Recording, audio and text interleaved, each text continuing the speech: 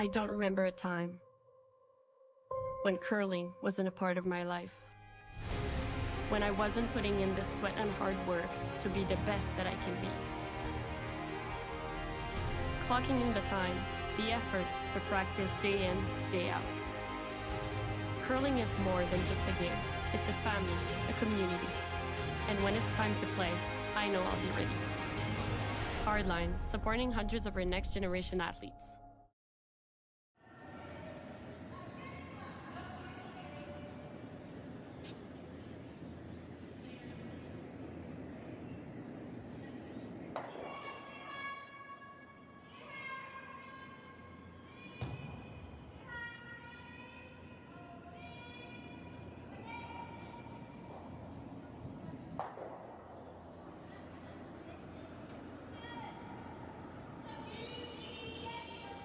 A very good morning to you. Welcome back to the Hack2House Alberta Curling Series Major, presented by Curling Stadium Beaumont. My name is Brian Gray, and I'm joined this morning by Rory McCusker, and we are live from Sheet 2 at the Beaumont Curling Club in Alberta. This is a 15-team triple knockout format with a total purse of $18,000 Canadian, and we are in Championship Sunday. Good morning, Rory. Good morning, Brian. Thanks for joining the effort here, bringing live free curling to all the good people on YouTube. Great time to be alive with all this free curling that we have to watch.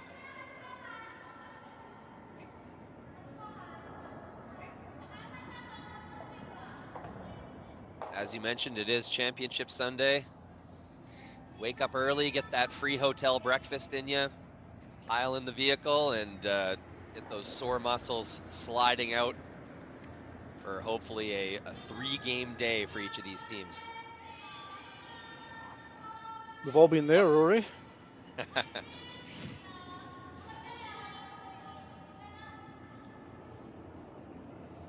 So this morning is a quarterfinal game between Team Momoha Tabata of Sapporo in Japan and Team Selena Sturmay, Edmonton, Alberta.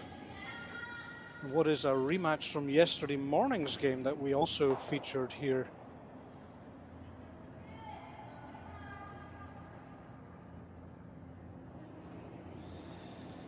Yeah, this will be the fourth Sturmay game that I've covered. And you know what? Like it's the middle of September, and I don't want to sound too harsh, but it has been a bit of an inconsistent tournament so far, and the only reason I can say that is because I've watched the same team quite a few times in a row. The challenges so far at this event seem to be very grabby rocks. The rocks are super aggressive in their break and curl. Very, you know, we're sick of hearing this word, release sensitive, but it truly has to be said. If you don't have that sort of inside out motion, directing that rock at the broom from the center line out, that rock is going to curl pretty hard on you. So that has been the main challenge, it would seem, so far. I agree. There's been a lot of curling, a lot of draws over curling in the very last couple of feet, just touching a guard when you thought they were past, and catching the teams out there. So grabby rocks that could be. Whereas on the up weight, we've tended to see more tendency just a little bit on the wide side on some of the games.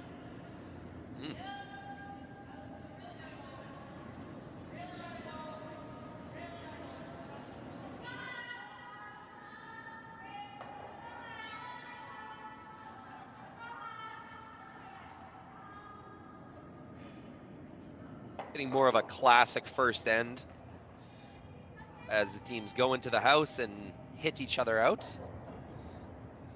Used to be nearly every curling game would start like this, but more and more, Brian, we've seen center guards go up and teams really go after it in the first end. Yeah, we are, of course, playing the 5-rock no-tick, and we were discussing this yesterday, actually. Very often you see the first team starting the end, even if they don't necessarily need a center guard, sometimes just playing that just short of the 12-foot guard because they know that the other team are not allowed to touch it for a couple of rocks, and that hasn't happened here, but we have seen that more often than not in some of the games.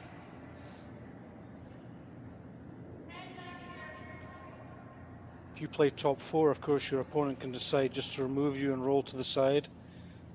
But playing that really close centerline guard, touching the centerline, of course, it must. Then it kind of forces the opponent either to draw around it or to draw away to the side.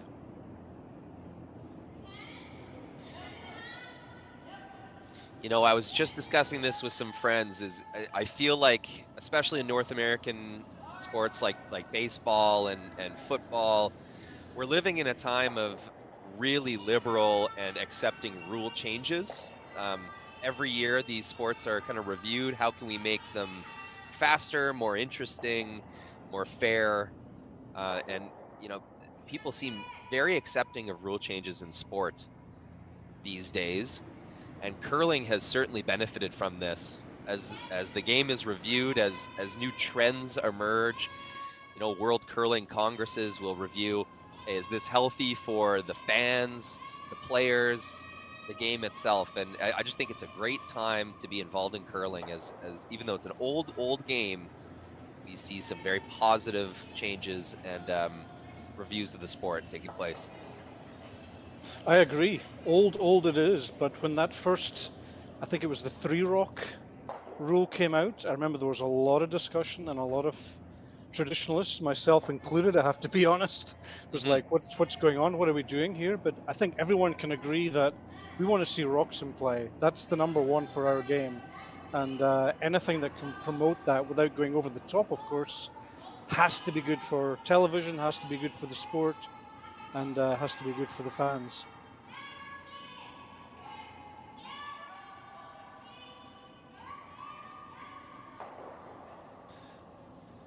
Outside of rule changes, Brian, it's also been very interesting to watch just trends in the way people play the game. I'm noticing both these Japanese sweepers sweeping with a slider, even the one kind of dragging her slider foot on the back foot. And, you know, I was taught just like as soon as when I was playing university curling, not even 10 years ago, no sweeping with the slider. You know, it's the weight transfer and you have to be on your toes and all this. But we see the trends go up and down, and it's really interesting to watch curling as the players kind of mimic each other and discover their own ways of doing things. I agree. Up and down is the word. I'm old school. I learned to curl in about 1978, Rory. So we were taught then, of course, just to sweep with the sliding foot. That was part of the technique of sweeping. And of course, since then it has flipped backwards and forwards. Both teams, I think, here sweeping with the Teflon exposed.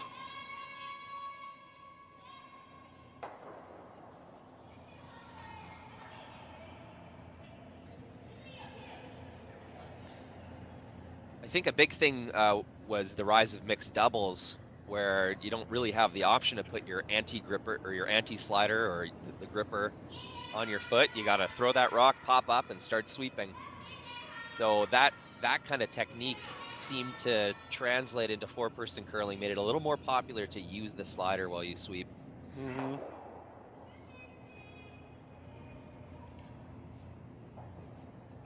Yeah, and some players are playing both of the categories, mixed doubles and team curling.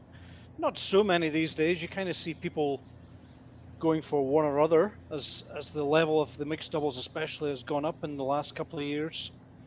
But no doubt that mixed doubles has certainly promoted to be sweeping without the gripper on.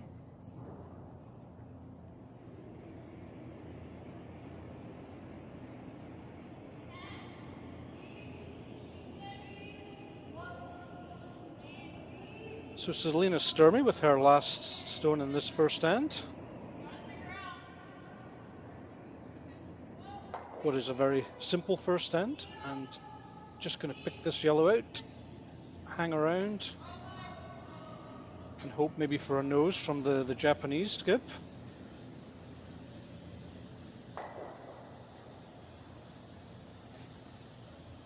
Just manages to hang on, I think.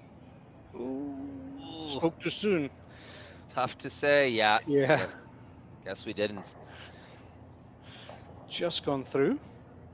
It's one of the improvements we've made at Curling Stadium here. I've been with Curling Stadium since Oh, geez, it may have even been 2020 when we did our first event in Swift Current. But we've widened the overhead view to show more of the guard zone. A sacrifice of this is that the lens kind of warps a little bit. It's sort of tough to tell if a rock is sticking around in the house anymore.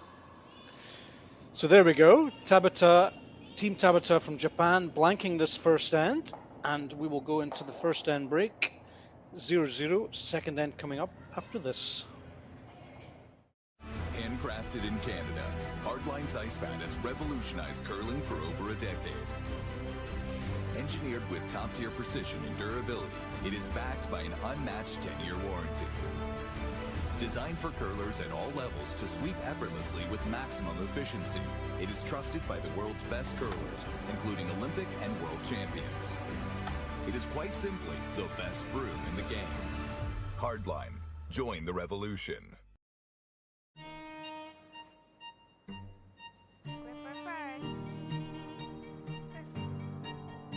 Don't forget the brooms. Yep, you got it.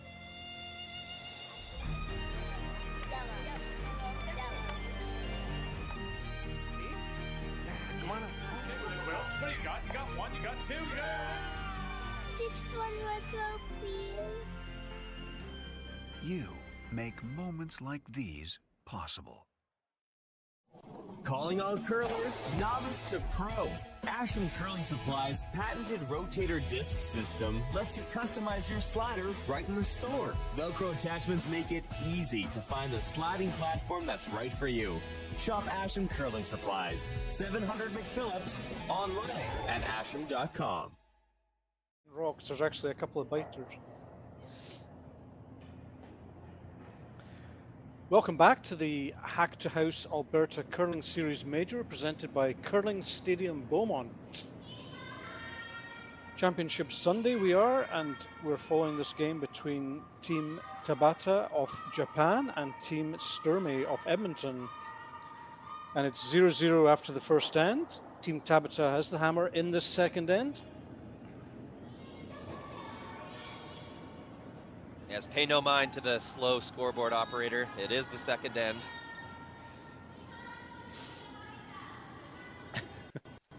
There we go. You're doing a great job, Rory. Ah, thank you very much.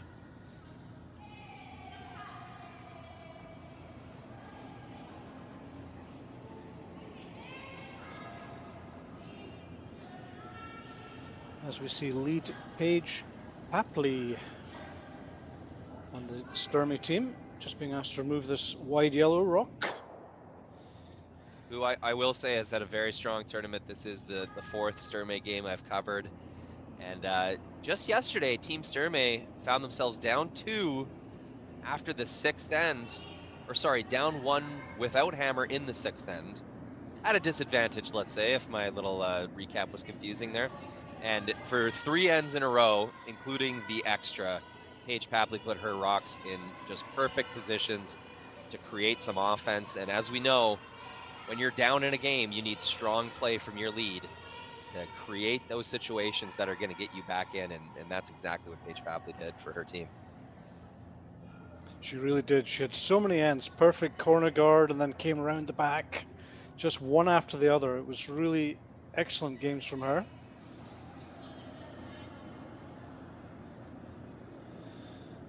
So interesting move here, Brian. We do see, you know, Team Tabata had the option to hit and stick in the wing. They were facing no danger at all, but they have chosen the delayed corner guard strategy. Yeah, and some teams are very happy if they can blank that first end and then go for their 2 in the second, which is a very nice strategy. You shorten the game, and if you can get a 2 in that second end, then it's a great start to the first 2 ends of the game.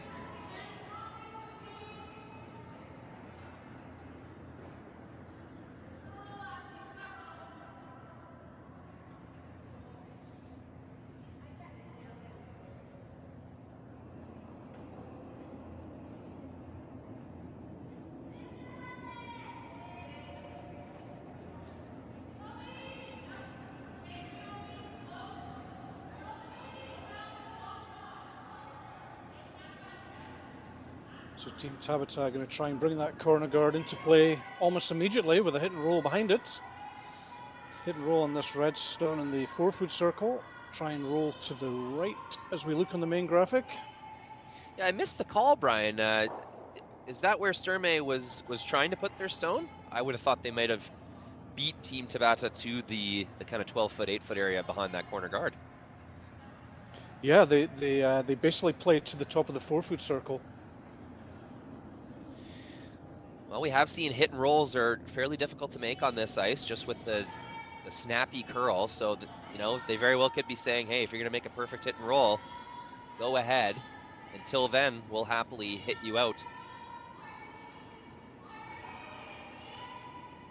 Agree, they're not easy on this ice. The tendency is, well, if you want to make them, if you're serious about making them, you've really to throw a very controlled weight and use the sweepers, which not everyone is just ready to do in the second end.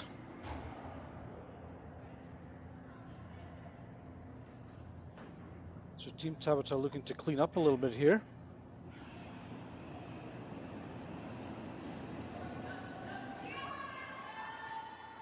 Option of a hit and a freeze on the red or a double, I'm not quite sure. Looks like a double.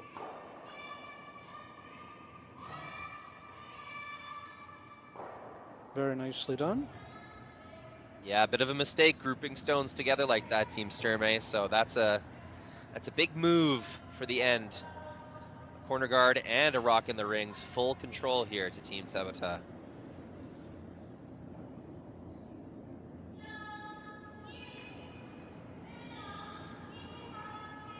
So all they can really do now is just make sure that they stay in the rings. Maybe even a little bit of a roll away from the corner guard. Try and keep the distance to the corner guard as far as possible. And of course, even if they do that, you might see Team Japan, Team Tabata just go around the corner guard anyway. And in these simpler ends, the little things become big things. Just where your stone is going to lie, how long you can keep the opponent from using their corner guard. Just kind of one half make away from the momentum of the end swinging in the opposite direction. And of course, when you don't have that center guard, there is no kind of life jacket for the team without hammer. Every mistake amplified. Absolutely, and even that one, I mean, as we can see from the angles there, it's a long way to the corner guard, but she can certainly, because it's so high up, she could certainly hit 2/3 of this if she can and just roll somewhere over to the right-hand side and maybe get the hidden rock with the next one. But this one appears to be a little bit on the wide side. Getting better now. There you go. Could this be it? Already done in one shot. Look at that. Perfect. What an incredible roll. About a 6-foot roll. Really well executed. And as you say, no center guard as a get out, so all they can do here really is chip that yellow and try and roll back to the center line. Yeah, the good news is that corner guard is quite high, especially with ice that curls this much. So while it was a very good roll, it's not perfect, and I'm not sure there could have even really been a place where you could totally hide that stone. But the difficulty ratchets up here for Team Sturmay without hammer.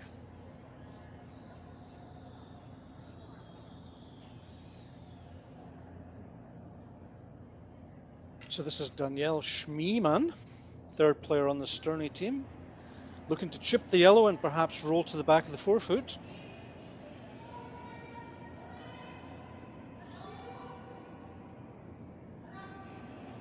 Looks to be pretty nice, needs to curl a little bit, but looking great.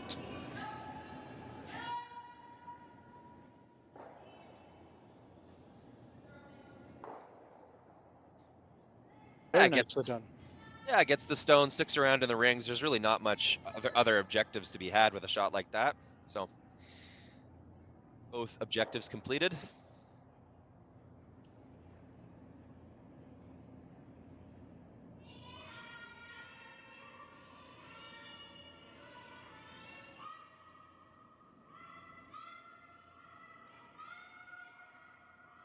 This is curling a lot.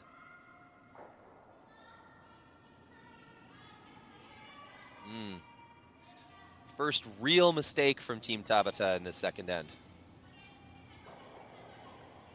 This is always a discussion point, isn't it? Without hammer, do you want to go around that corner guard? You could just draw middle of the 8 foot on the open side and keep it a little bit simpler. Mm-hmm. That's a good question, but now at skip stones, it's almost like a mini game here. You know there's only 2 responses that Team Tabata would have, and on the contrary, there's only 1 response afterwards that you will have as Team Sturmay. So if you do make a good draw up in the top 12 foot, 8 foot of that corner guard, you do run the risk of Tabata drawing around you and making a real good one. That's it. The length on your, even though it's an open draw, it kind of needs to be like almost like full 8 foot or 3/4 8 foot. So the come around is almost impossible. The freeze is really tricky. And any other length, especially T-line or worse, and you're just setting up a very simple 2 actually. Now I know it's only the second end. We wouldn't be in a scenario like this because if Tabata had scored in the first end, Sturmay would have hammer. But let's say it was a different even end, Brian. If you're trailing, do you think that kind of forces your hand and you really have to go for the force and make that decision? I think if you're trailing, you have to go around the corner guard, yeah. Because if you're trailing, I mean, you don't want to see another blank end. And if you do this in like the 6th end or something when you're trailing, you know that the end's going to be blanked. So you have to go around that corner, I think, Rory. I agree. But in the second end at 0-0, I mean, this is not ideal. This is a similar shot that they had about 4 rocks ago when they rolled rather nicely behind the corner guard. So it's a little bit high, but it just shows, you know, it's the second end. Nobody has the perfect draw length yet. So going around that corner guard would be, I would say, unnecessary at this stage. Team Sturmay agrees. They'll place one in the top 12 and perhaps even getting a little lucky, only half in the rings. So now Team Tabata to remain shot rock, they'll have to get a roll.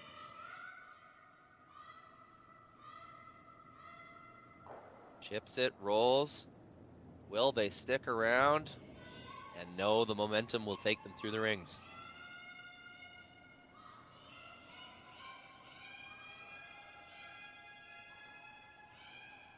So there we go. We said drawing to the open side, there's always a chance of a blank end, but now you have a real chance to force.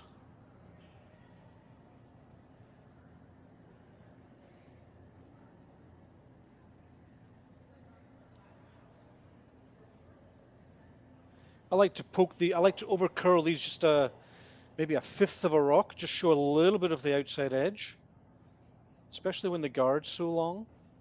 It just means if the other team do try to hit it from the outside in, they have to push it all the way across, basically across the button, all the way out of the 12 foot. Just that little bit harder. Yeah, that's a good point. You know, in the hack, you definitely want to see more of the inside edge than the outside if you're a Team Tabata throwing your blank attempt. Exactly.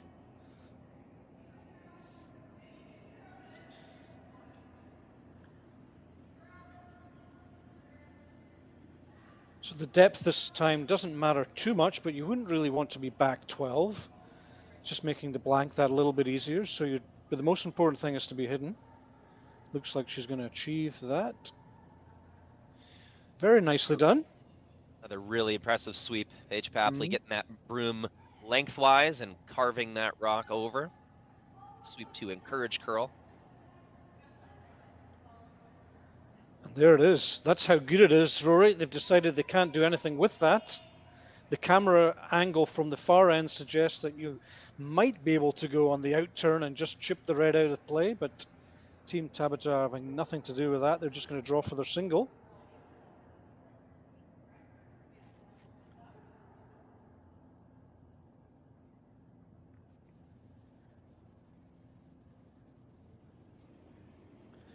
So last stone in the second end.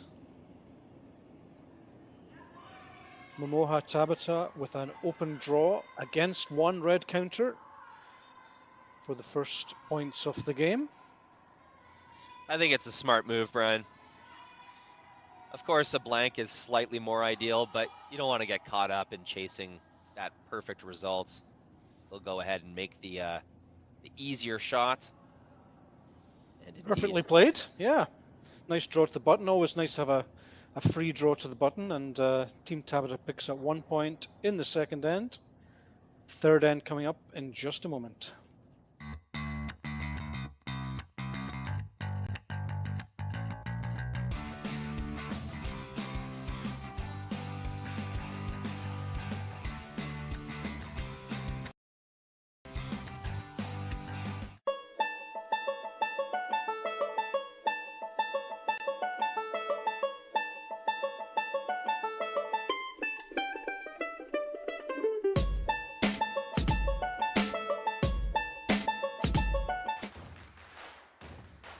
Imagine being able to stream every curling game from every sheet from any event, be it your Wednesday league game, bonspiel, or corporate event.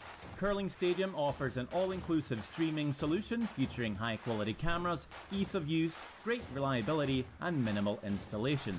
Offering your sponsors customizable ad space on your streamed curling games and being able to sell video packages to your corporate events for increased revenue. With Curling Stadium, you can stream to any device, be it your mobile phone, tablet, or computer. Push the feed to your desired platform, be it Facebook, YouTube, or any other social media. Curling Stadium is simply the way forward. Where it's commonplace in other sports to televise every game, we want to do the same. Curling is a global sport, and it's time it gets the coverage it needs. Make your curling club the next Curling Stadium.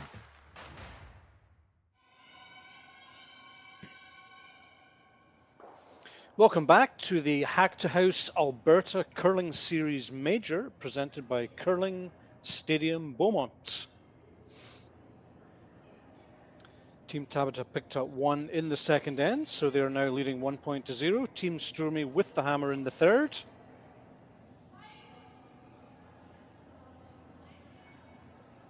As we see Paige Papley with her first stone of this third end.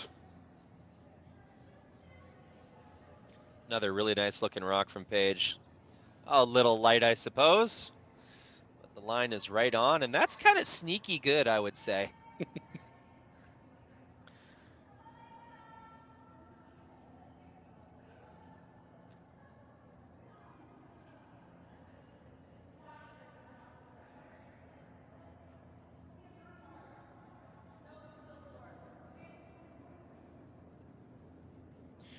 Was a single point in the second end. Just getting my scoreboard back up and running here.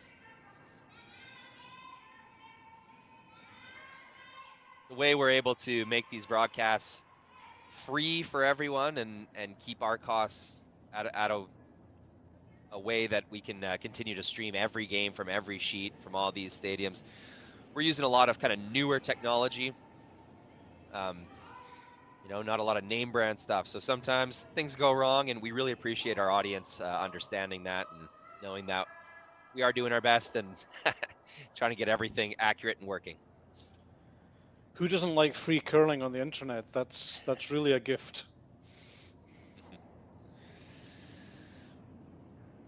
So a little different pace to this game, Brian. You and I were talking between ends here. There have been some very, very long games at not just this tournament, but all sorts of early season competitions. And again, that's, I mean, at international competitions, we would see a clock, you know, timers on the teams. But that takes a lot of, you know, volunteers, technology, organization, and then of course there might be some disagreements or some errors, and it's just a lot more to take on, more than most people would think, because I do check the chat every now and then and see people say, hey, why aren't there clocks on these teams? And it's just a lot of hard work to get organized. Absolutely agree. It's been a terrific addition to the internationals, the Worlds, Europeans, and the other qualifying events for the Olympics to have what was originally playing time, and then it changed a couple of years back to the thinking time, which of course is even better because it means that the shot type that you're playing doesn't affect how much time you're using. So that was a great improvement. But as you say, for these kind of events, your number of volunteers just goes up exponentially if you start trying to measure the times that teams are taking. So it's kind of in the team's own hands to keep the games going. It's pretty rare that an umpire is going to come out, I think, and ask somebody to speed up. I never really see it these days, but it does mean occasionally some of the ends are just getting that little bit longer.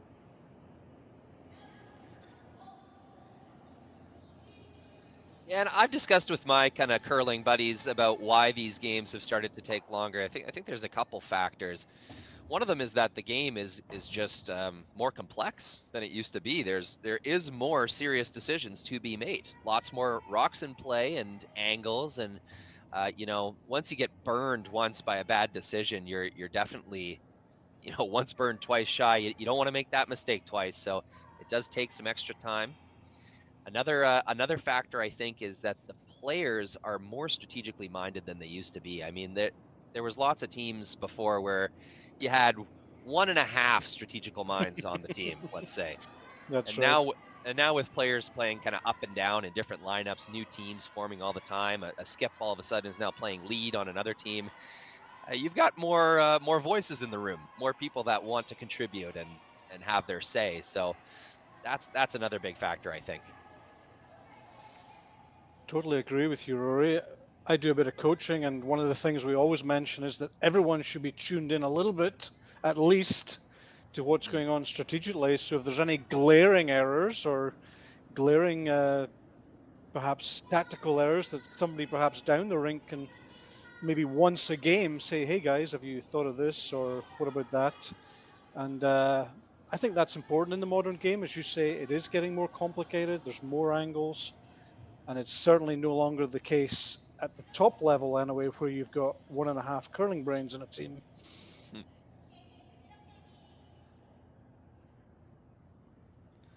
Interesting end forming here. Yeah, definitely. Just a reminder, Team Sturmay has the hammer in this third end.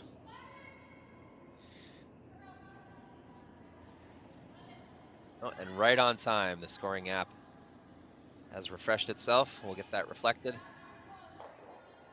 There it is.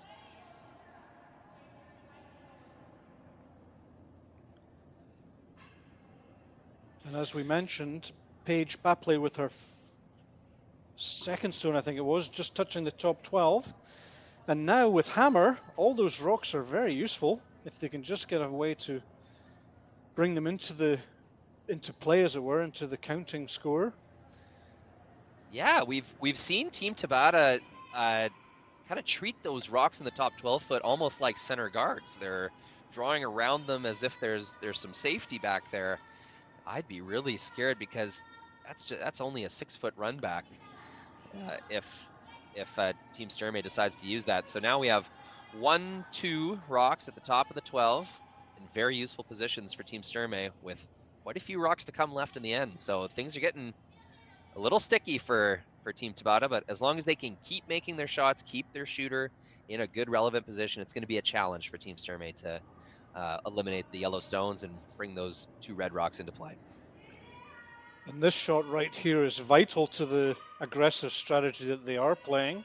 If they roll out here, red could be lying 3 in no time. Big sweep to hold this straight. Let's see if it hangs on. And it will. But Selena immediately identifying this front to back double here would certainly bring those front 2 immediately into play. Scoring positions, possibly.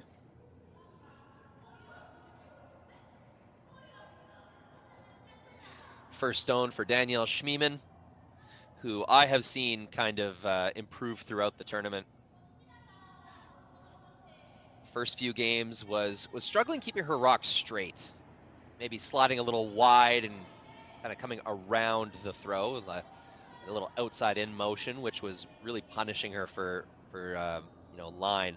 But throughout the tournament has steadily gotten a better sense of the motion of the rocks in the ice.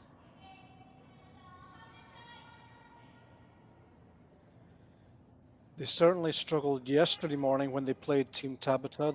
They ended up losing that game. I think it was 9-1, Rory, and really it was Paige who was making everything perfectly, and then it was kind of going downhill after that from most of the ends. They did have some chances, but it was Selena herself who really, unfortunately, just didn't quite bring the level that was required. So it'll be interesting to see if she can tighten up on that this morning, 24 hours later.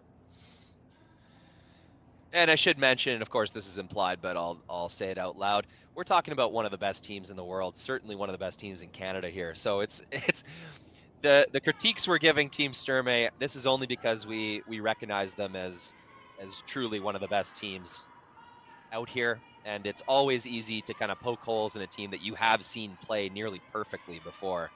So it's one of those things where, you know, if Brad Gushu misses by 2 feet, you go, oh, what's wrong with Gushu today? When in reality, that's a very good result for 99% of the players in the world. Exactly.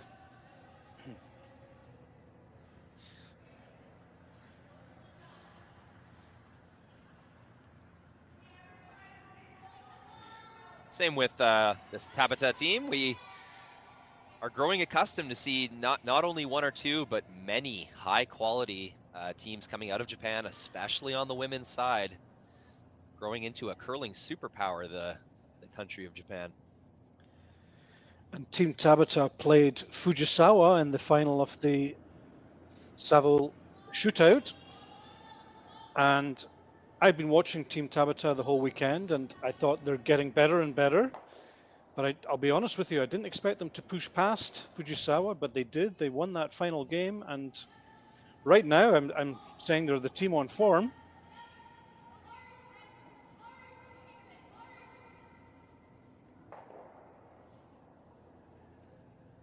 So this end looking very good for Team Sturmay right now. As you mentioned, Rory, perhaps just a little bit aggressive, drawing around those red rocks from Team Tabata, and it's resulted in this second, third, and fourth shot to Team Sturmay, and Team Sturmay have the hammer in this third. And they're going to have to be careful that they don't jam this yellow at the back when they play this shot. It's you'd have to get right over those stones to see exactly how they're going to click-clack off each other. I think they're hoping that the motion of the center stone will be interrupted by the red stone beside it, and they're hoping it will go straight backwards. But you're right, it is something to be careful of. If they do rub the right stone as we look on the overhead, it will be pretty close to the yellow still, I think. Yeah. Here we go. Oh, I heard a blast off in the microphone. I thought that was our player throwing. Me too. It's a good advantage when there's only a few teams on the ice. We actually our sort of arena microphone can pick up some good stuff. There you go. Oh my goodness. Just as you said, Brian. Just as you said. They've all gone. Look at that. The front one even is just rubbed out of the rings as well. So it's in a splittable position. So Team Tabata need to make sure that they keep hitting and staying here. But if Selena can just remove this yellow and perhaps even go behind that red, set up a 2 that way. That was one of the oddest triple takeouts I've seen. It just the way that those were lined up, it's just so irregular that you would have a stone like 1 inch behind its partner, yet they both leave the rings like that, even though you only moved it about 1.5 feet, 2 feet. Right.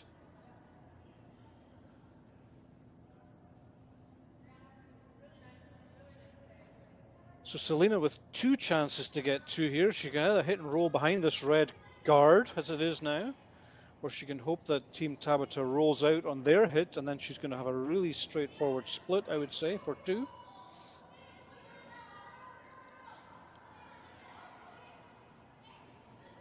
But she's got to hang around herself.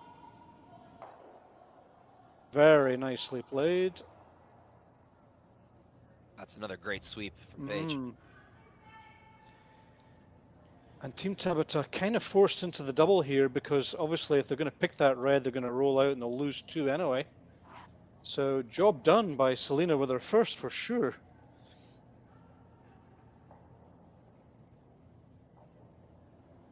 Yeah, poking out that outside side like we were talking about in the previous end.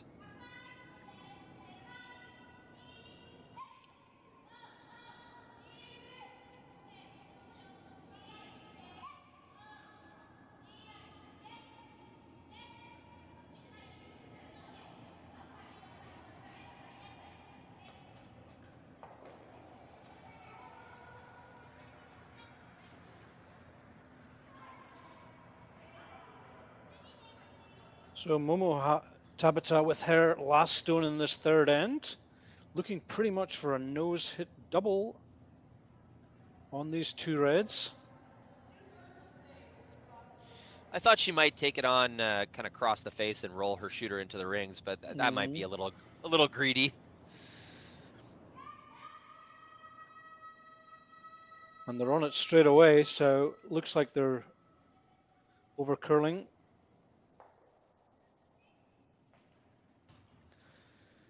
So thanks to a great shot from Selena Sturmay with her first stone in this third end, she has now a bread and butter draw to the 4-foot for 2 points.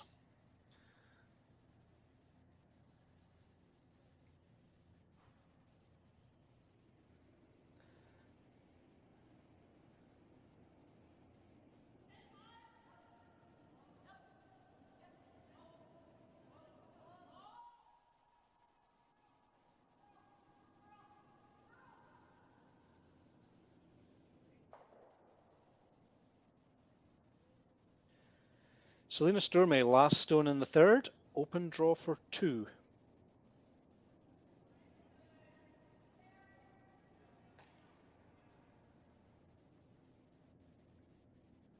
Not touching at all at this stage.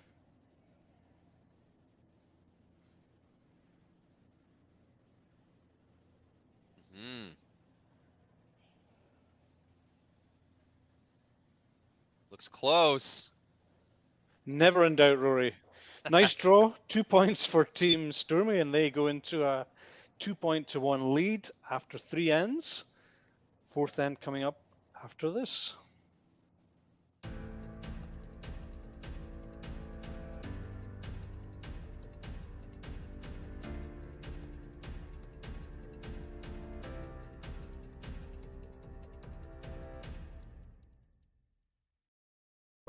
I don't remember a time when curling wasn't a part of my life. When I wasn't putting in the sweat and hard work to be the best that I can be. Clocking in the time, the effort to practice day in, day out. Curling is more than just a game. It's a family, a community. And when it's time to play, I know I'll be ready. Hardline, supporting hundreds of our next generation athletes. Calling all curlers, novice to pro. Ashland Curling Supply's patented rotator disc system lets you customize your slider right in the store. Velcro attachments make it easy to find the sliding platform that's right for you. Shop Ashland Curling Supplies, 700 McPhillips, online at ashland.com.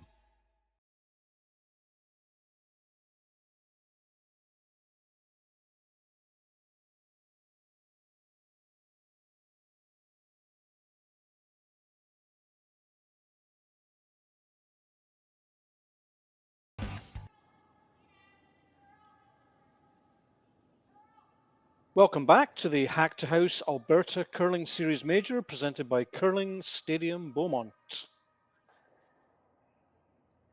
So a very nice hit and roll with our first stone from Selena Sturmay. Set up a relatively straightforward juice in the third end, and now we're in the 4th end. Tabata from Japan with the hammer, trailing by 2-1. Well, Brian, I think this is a good time to shout out our really faithful Japanese audience that we get on the streams. Every time we show a Japanese team, there is a pile of fans here to cheer them on. And if you're watching on YouTube on a laptop or a cell phone, you can go ahead and minimize your screen if it's full screen, and you can scroll down to that little box beneath the screen, and you will see a chat box. I love it when people chime in and let us know where they're watching from, who they're cheering for. Just kind of fun and interactive, and a little tech trick I'll give the folks at home. If you right-click on that chat box, anywhere inside that box, there will be a translate to English option on your computer. If you click that, your browser will automatically translate the comments to English, and you can read what all of our lovely Japanese fans have to say about the game, and I'll spoil it for you. They're incredibly positive and incredibly fun to banter with.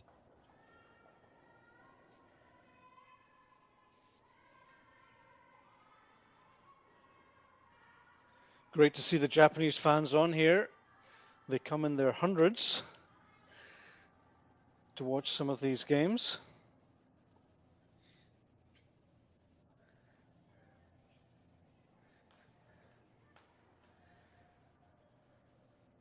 I remember some of the first Worlds we went to, Rory, when Japan was just sort of breaking through, and they had their own media box and their own interview stand, and the coverage that they were getting at these World Championships was just fantastic. And of course, back home, thousands or hundreds of thousands of people tuning in to watch their team. Yeah, it's undeniable the positive, energetic effect that the Japanese curling sort of and broadcasting industry has had on curling. Yet another sort of clear end with no guards. We joined the end just a little bit late, but we did see that the first Sturmay stone was in the top 4 foot. It's getting to the point, Brian, where you got to think this is a team-specific strategy that Team Sturmay is a tactic that they're employing against the Japanese Tabata team. Mm-hmm. Yeah, somebody certainly wants to keep it fairly simple, and right now Team Sturmay are ahead, so they're pretty happy with the way things are going. Considering yesterday's game especially, I think they'll be really pleased to be one up here. And yet again, we see the late corner guard from Team Tabata, ignoring the red counter at the back of the 12 foot and looking to manufacture their 2 points that way. And once again, just as happened was, I think, in the last end, Selena calling just to the 4 foot, not going anywhere near that corner guard. Yeah, it was the second end, Brian. It's almost a near exact repeat. Mm-hmm.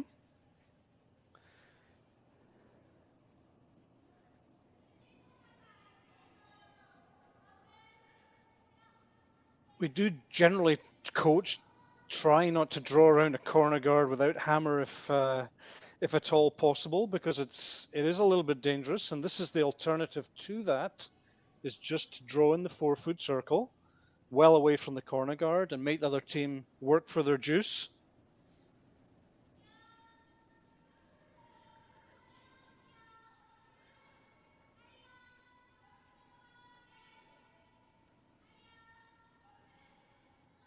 Is this perhaps ice for a draw? No, it must be a hit. I was thinking exactly the same. I think it is a draw. All right. And they're real. So this is full aggressive now. 2 red counters, one on near the button, and Team Tabata ignoring everything and going around that corner guard. Great to see them using their corner guard. Mm-hmm. It's in a better position as than second end as well. A little tighter to the rings. Mm-hmm.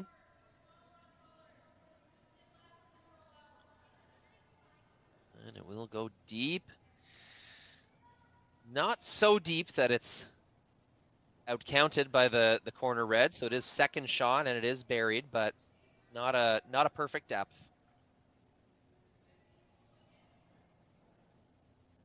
And so it begins. We've just been talking about drawing round the corner guard without last, and Selena now considering a freeze on that back yellow. Other option would be just to rip the guard off.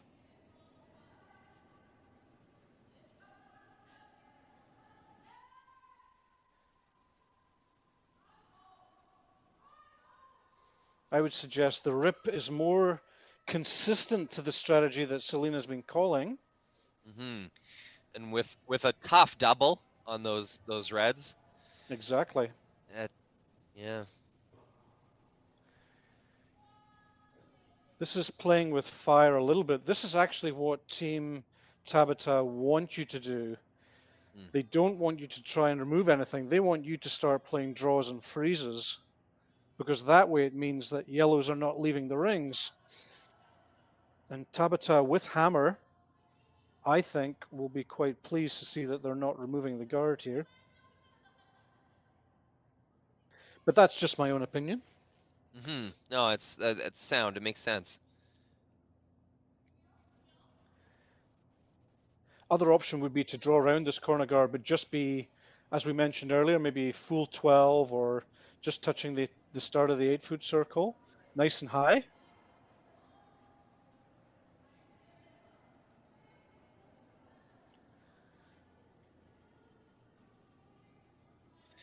This is looking really nice.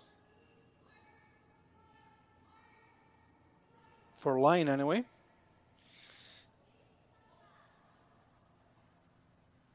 Honestly, I prefer that one. Very well managed. Really good. Getting into the fourth end, traditionally the quickest end, as the ice is fairly perfectly broken in, yet not broken down quite yet. So sometimes ends up being the quickest hog-to-hog times that you'll see.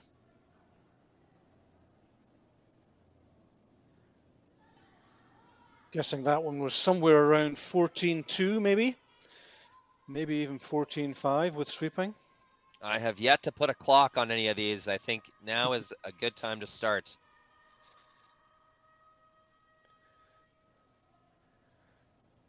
So now Team Tabata will be trying to, I think, angle freeze this red so that any pressure on this yellow stone will result in the red being removed from the rings. So this could be a very interesting end coming up now with 9 rocks to play. I'm unable to put a clock on this stone because my clock on my computer apparently needs an update. Not exactly sure what new clock technology needs to be implemented, but we'll go ahead and say that one was heavy. Yep. But still hanging around the back there, Rory, and with hammer, you just never know. Don't look like those 2 yellows would be in a scoring position by the end of this, but one run back on that yellow guard onto red, and suddenly things could change a bit. So I'm interested now what she's going to go for the center guard, a little bit more offensive route.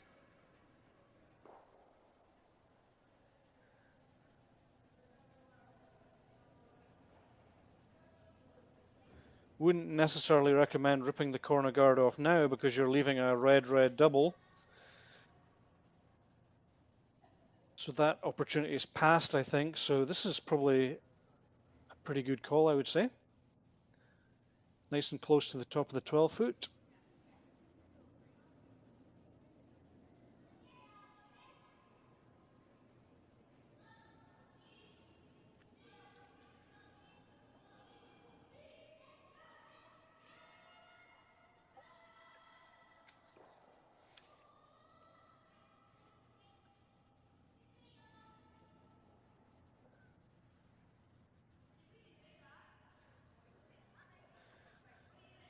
So Danielle Schmiemann with her second stone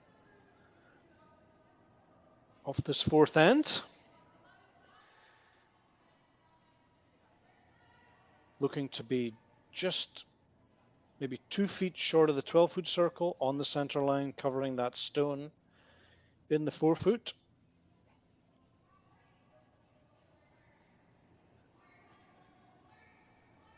And that will curl over just nicely at the end. Perfectly played, I would say. Really nice. A little bit shorter, perhaps, than she wanted.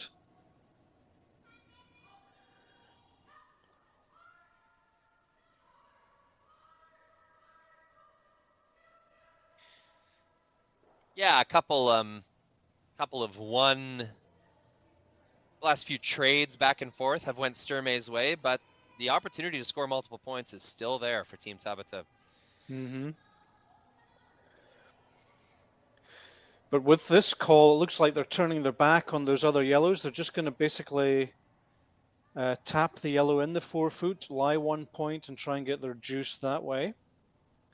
Yeah, just too much work to bring those back into the conversation. Yep. Multiple run backs, and just too much has to go right. So I think this is where the scoring is going to happen in the 4-foot. They may as well accept it and take the opportunity while they have it. I agree. So Miku Nahira, third player on this Japanese team. Looks like she's going to overcurl on this occasion. Yeah, significantly. Really, really badly overcurl. I almost wonder if that picked or if it was just a poor release. I have to be honest, I've been watching her for 2 or 3 games, and that's the first time she's been that far off on any shot. She's been really solid. I think, has she been hitting all game thus far? Just trying to remember. Yeah, I guess she has. Yeah. That could be. I guess the weight requested was maybe back 12 or even a soft hack. And what did she throw? Maybe a little bit short of that.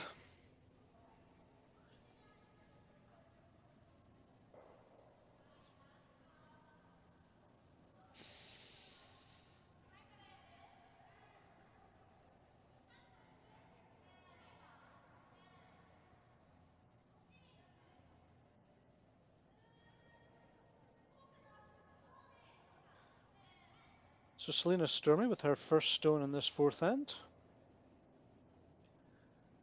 Looking to consolidate a very good position, I would say.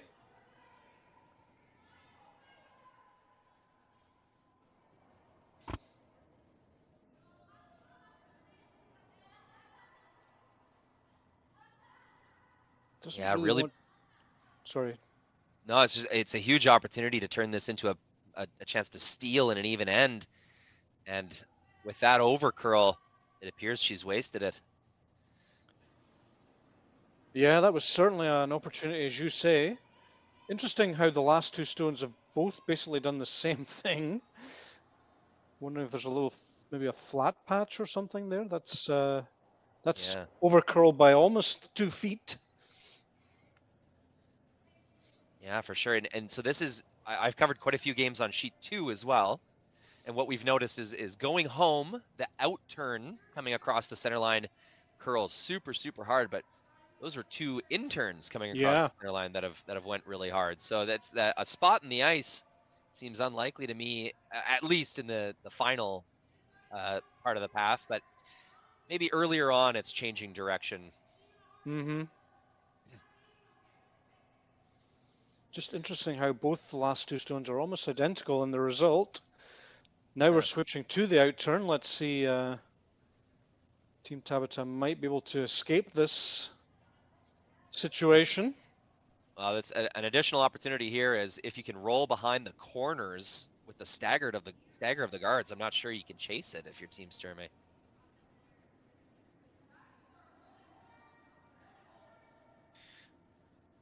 So Momoha Tabata with her first stone in this 4th, looking to chip the red, possibly hit half and roll over, as you say, Rory, behind these 3 corner guards. I suppose another option is to stay down the middle. That's just what I would suspect is their plan. It's really got to move. It's the chip, gets a roll. I'm not able to remove that shot stone. It is still red, at least 1, maybe even 2. That's a little bit of a disaster for her, I would say. Now, Selena with her last stone really has a pressure-free draw to the top of the button, fully hidden behind that center red guard. Can really turn the screws here on the Team Tabata. So a couple of misses creeping in there, Rory. Yeah. Where do you think the perfect spot for this stone might be? You could actually, because I think the draw on the outturn, so I mean from right to left as we look on the main graphic, I don't know if that's even there. So I think you could even show a quarter on the left side as we look on the main graphic, just sticking out of the forefoot there somewhere. That's Maybe exactly. full forefoot, I would say, or even if you go to touching the button, you might leave a slightly heavy draw coming through between the two reds. So I wouldn't want to go to T-line here. I'd like to leave it a little bit high. I agree with you completely, and I think showing on that left side as we look at it now is definitely the way to go. Just a slither, show a fifth even. Mm-hmm. I think if you hide completely on the center line, there's going to be a heavy draw between the two reds. Yeah, and you'd think Team Tabata would be looking for some kind of backing or help. You almost want to make them draw it cold, which they'll come up a touch shy. Would have been really nice to get shot rock. I believe red are lying 3 when I look at that, but it's taken the pressure off a little bit because now they can even possibly use this back red. And if they come to the back red, they would be shot, so they could actually just aim to nose the back red, which is I think what they're doing. So I'll mention again, I mentioned this earlier in the game, the way that our camera lenses are, that the camera's directly above, let's say, the top 12 foot. As the camera, receives the light from the back of the house, it sort of warps the angle a little bit, makes that Yellowstone seem further back than it is. There's a chance, Brian, that this is a hit for 2.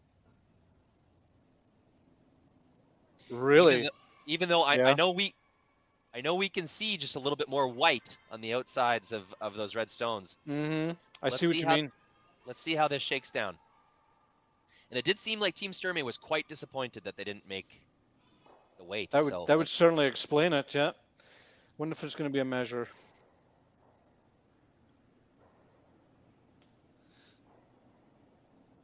Well, it was Team Sturmay that conceded and kicked the rock. I think we might have a score of 2 here. I think you're spot on, Rory. It looks like 2 for Team Tabata, so they spring surprisingly into a 3-2 lead after 4 ends, and we'll be back after the 4th end break. Handcrafted in Canada, Hardline's ice pad has revolutionized curling for over a decade.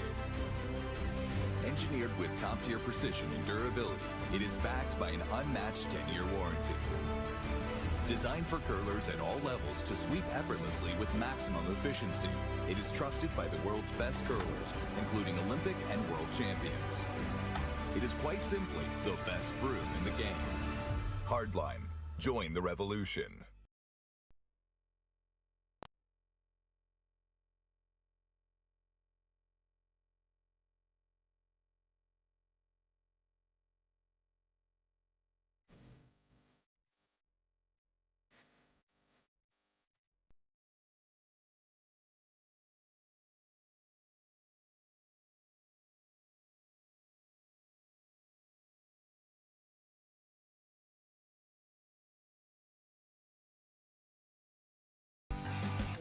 Yellow shot.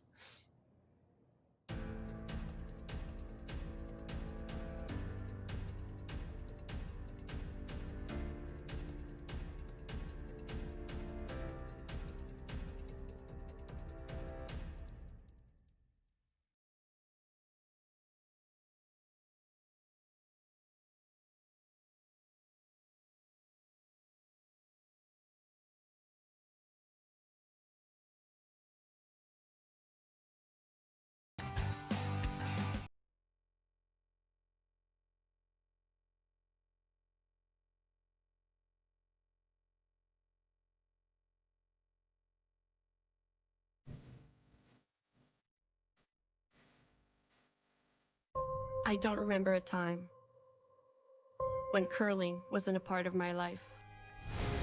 When I wasn't putting in the sweat and hard work to be the best that I can be. Clocking in the time, the effort to practice day in, day out. Curling is more than just a game. It's a family, a community. And when it's time to play, I know I'll be ready. Hardline, supporting hundreds of our next generation athletes.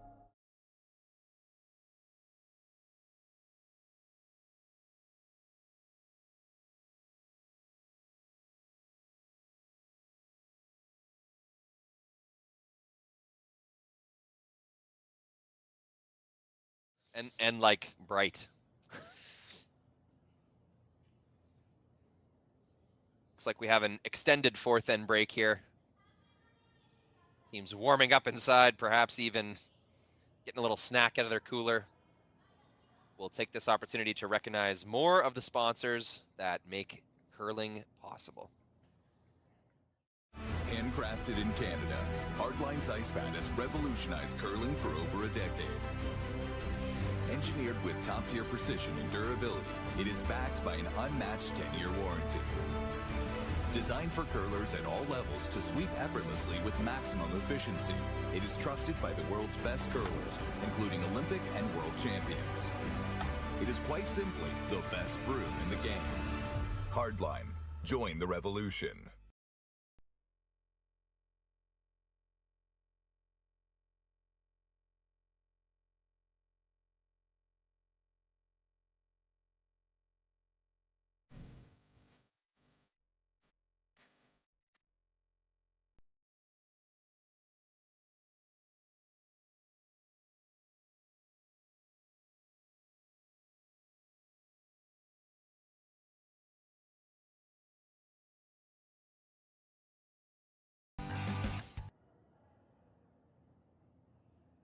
Welcome back to Championship Sunday at the Hack2House Alberta Curling Series Major, presented by Curling Stadium Beaumont. My name is Brian Gray, and I'm joined this morning by Rory McCusker, and we are live from Sheet 2 at the Beaumont Curling Club in Beaumont, Alberta. And this is one of two quarterfinal games going on this morning, and we have a really interesting matchup between Team Tabata of Japan and Team Sturmay of Edmonton, Alberta. Team Tabata picked up a surprising 2, I think, in the fourth end. So we believe now the score is 3 points to 2, Tabata leading, Team Sturmay with the hammer in this fifth. Yeah, the body language from Team Sturmay as their rock didn't quite get shot stone behind the center guard. It indicated to me that it was a bigger mistake than you and I had thought. Mm-hmm. So that was our first hint that they actually were counting second shot at the back of the rings. And there's the hang. Yep, it is indeed. Wow. Good that you're here, Rory. I wouldn't have believed that if I hadn't had the explanation. I didn't realize the camera was at the top of the 12 foot, you say. That certainly makes just a little bit of a difference to the optics. Yes. Yeah, the hint is here. I'll show you on the overhead here. You can see the T line appears almost bent, like it's sort of U-shaped. Mm-hmm. That's just sort of one of the ways that the wide angle lens will manipulate the space that it's capturing.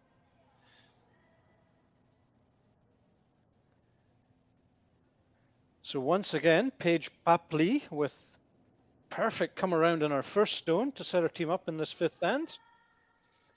Very nicely done from her.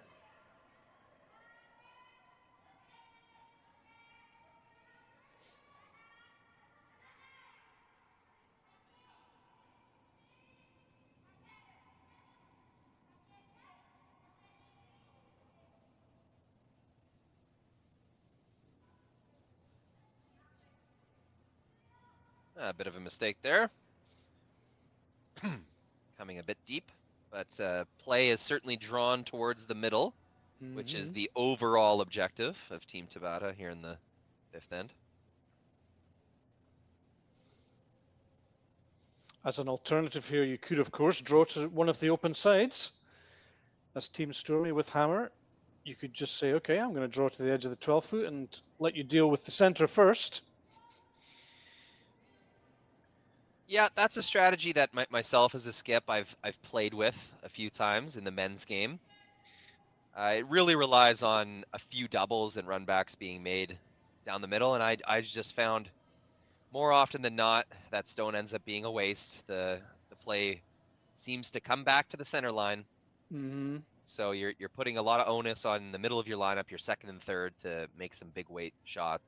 So as long as you think you can make that happen, it's a fine tactic. Well, I think especially if you're lying short, which they were at that point, it's more likely you would do that. You wouldn't do that if you were lying short against. And there we see Page with a second almost perfect stone round the center guard. So this is going to be another interesting end developing here.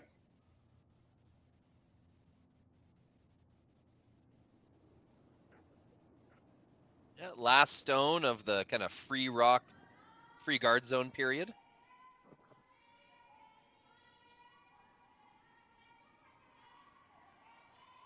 This is second player Sei Yamamoto from the excuse me. No, go ahead. Looks to be a little bit on the short side. Nicely done. Pretty darn good. Mm-hmm. So it looks like we do have a score posted from the other quarterfinal game on the ice. Kate Cameron picks up 3 points in the fourth end.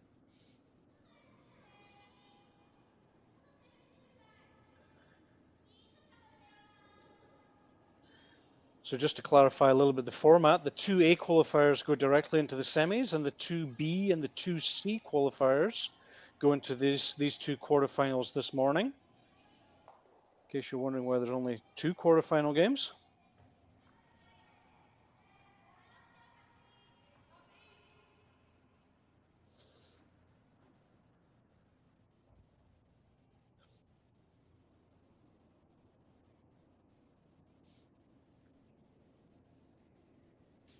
The peeling has begun for Team Sturmay. Won't make anything move in the rings, just takes off the top, but they've got quite a few more attempts left before things get really scary.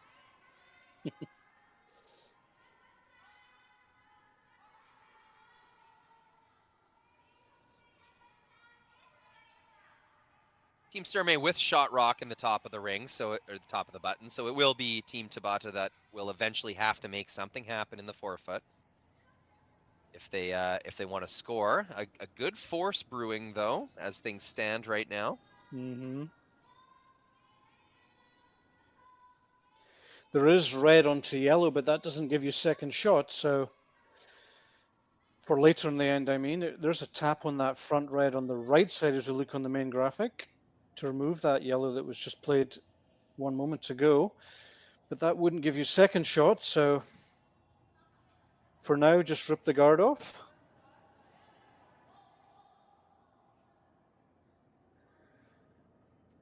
Looking for something else. Nope, just a pick. Nicely done. Yeah, taking a closer look at this, I'm actually not entirely sure there's a good way to ram that guard into the rings. I mean, I guess if you go guard onto red in the top 8 foot, and ideally that rock would stick around, that might be optimal, but it's not a very obvious blow up benefit for Team Sturmay. I agree, and of course there is a little bit of a nightmare shot. If you do mess with that red and get it wrong, you could actually remove the shot rock from the button. Mm-hmm. And then that would be a real tangle because the other team would be throwing and they'd be lying 2 in the forefoot. So definitely playing with fire if you try to run a guard onto that first red. But if any of these guards would undercurl and leave a tap on that red, yellow, would certainly be one option. There we see it there. But guards are tending not to undercurl in this late big finish here in Beaumont. Comes a little deep. This might be the easiest chance Team Sturmay has to go yellow-red. Yellow, I suppose I should say. Mm-hmm. Yeah, coming that little bit deeper, you can hit the right side as a look on the main graphic. Here, I'll show it once more. There we go. So on the overhead, just hitting the yellow onto the left side as we look on the overhead. Removing that yellow rock from the forefoot. Would you say much closer this time, so it's certainly makeable. without risking the... Just going to overcurl a little bit on her. Oh, she got an edge. Look at that. Just barely. And will this roll into the rings? Oh, I'm not sure. I don't think so. That was the right way to... Yeah, it's a nice good result though, Rory. Yeah, nice result. A nice red-yellow freeze is really good now. It's not touching the... It's not going to go near the red on the button.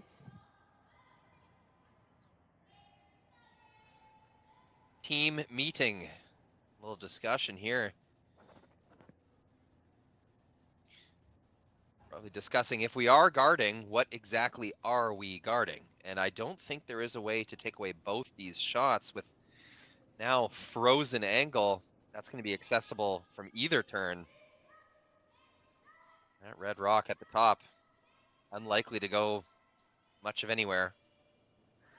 What I will say is if that red on the right touching the 12-foot is actually in the circles, I'd be hesitating to move anything around. Because if it goes slightly wrong, you could easily set up a double or even a triple. Got to be real careful here as Team Tabata. They were looking at tapping at one stage. Now they've gone to what I think is a bit more safer option, just another center guard. But if you come into the rings here without hammer and start moving stuff around, there's 3 red rocks to come.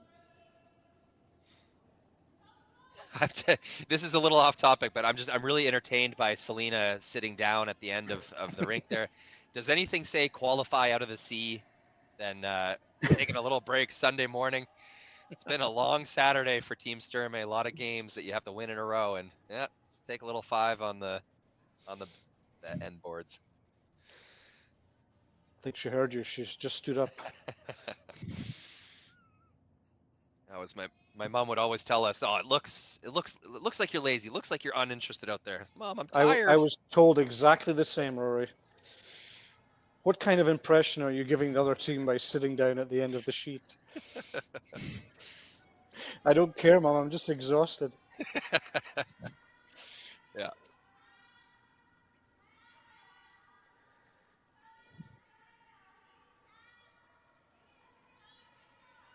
I think this is still the intelligent call, not moving anything around in the rings and just guarding up, but it has overcurled a little bit on them, maybe. Yeah, the out turn is the better turn to protect, I would say. So at but least that it's red now, excuse me, Rory, that red now, the little red tap, red yellow is certainly there, I would say. Red onto yellow, push the yellow back 8. Well, one thing's for sure, the winner of this end will be decided by the very kind of precision that they're able to execute whatever tap or roll or hit. Either team has opportunity here to lock away the scoring area. It's just who's gonna make that specific weight and line work.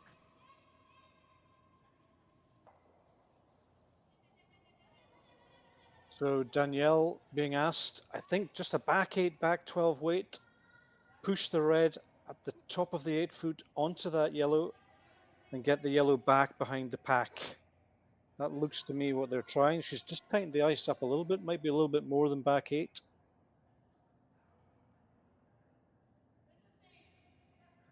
Crunch shot, I would say. Yeah, it's this stone and the next 4 are going to be really crucial.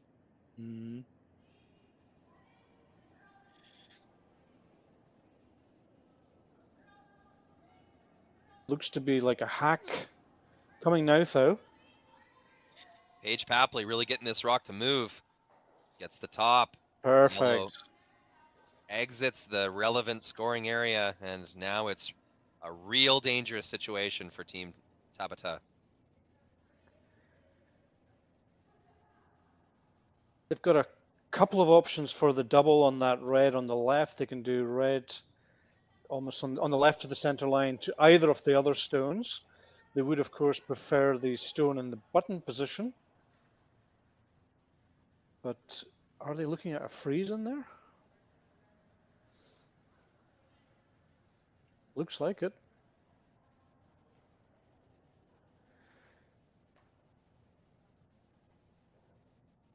The risk, of course, of playing any weight on the red on the left of the center line is there's always a small risk you remove your own back one.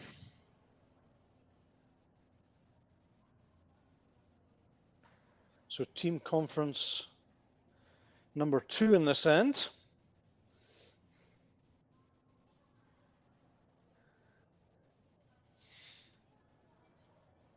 And even if these teams were timed, they would have lots of time in the bank. This has been a good pace to this game on Sunday morning.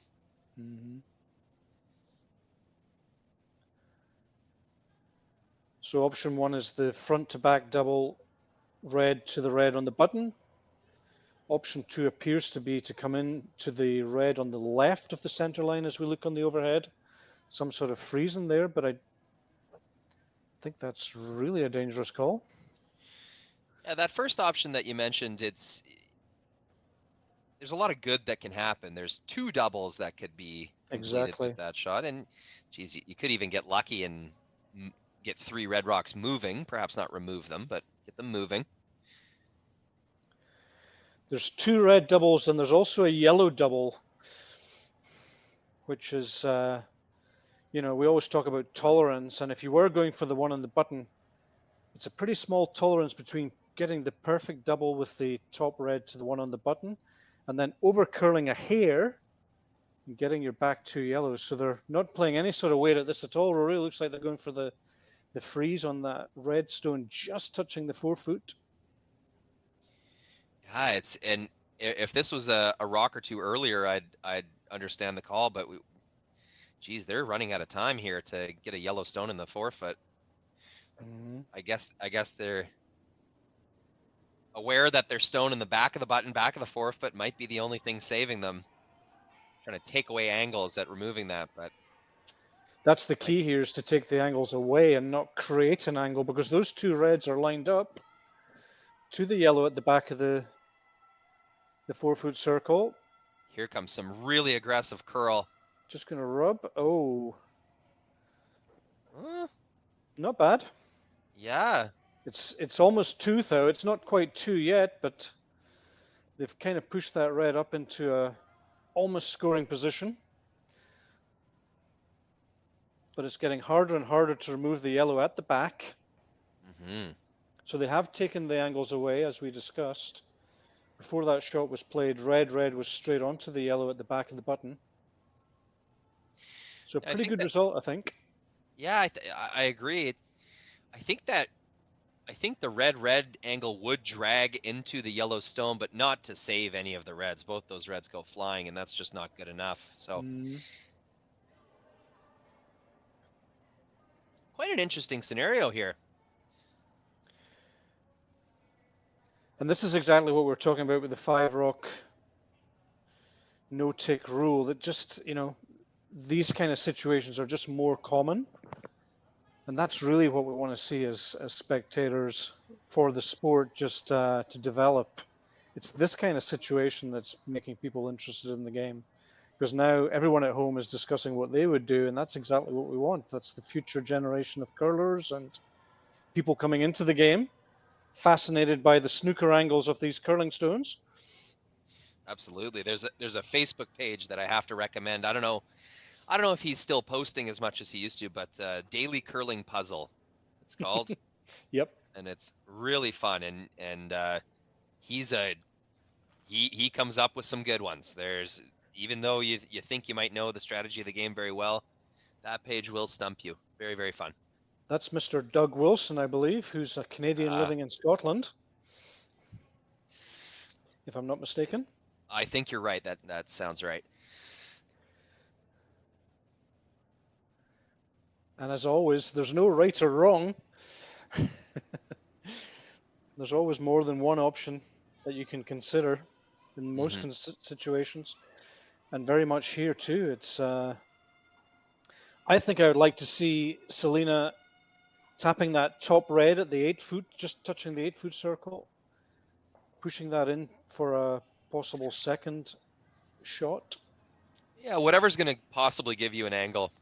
And getting rid of that very valuable Tabata stone at the back of the 4-foot.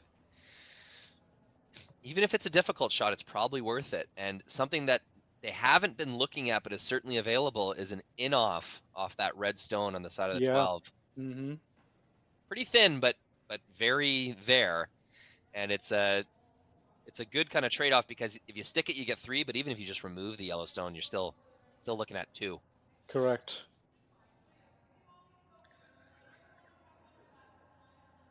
So it looks like a rearranging of angles once again. On the outturn side, that ice looks like it's a good hack weight they're about to throw.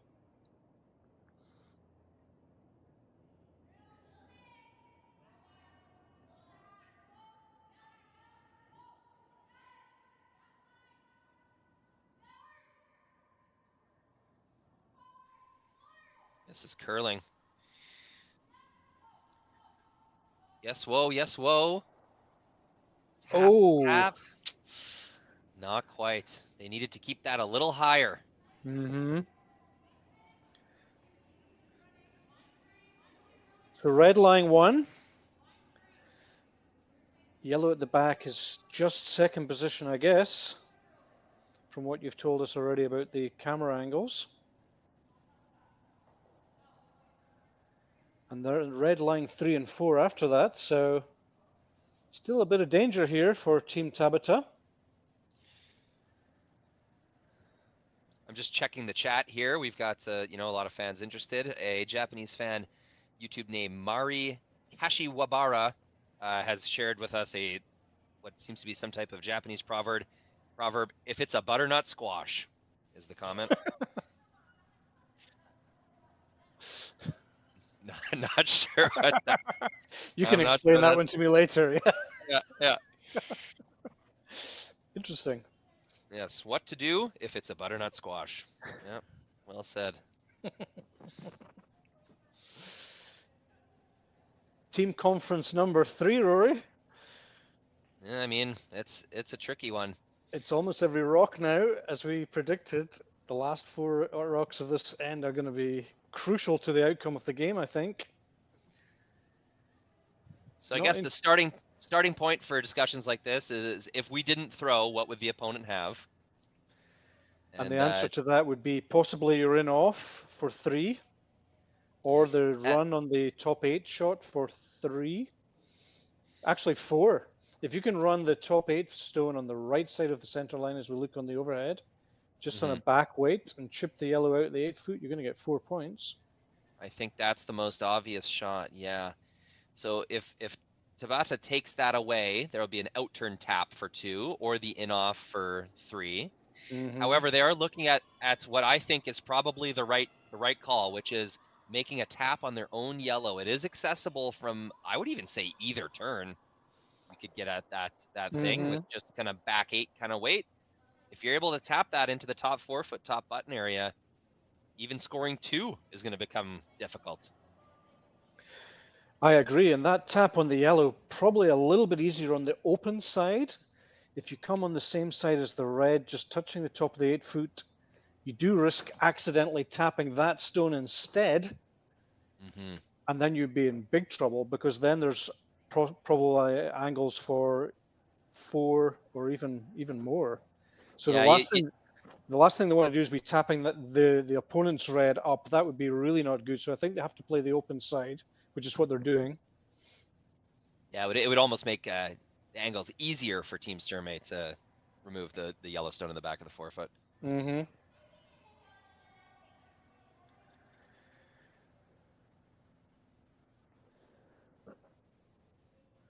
So, Momoha Tabata with her last stone in this rather interesting 5th end, looking to tap her own yellow, maybe 1 foot back.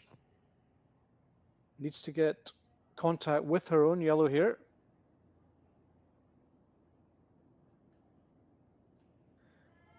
Crunch time on rink 2, I would say.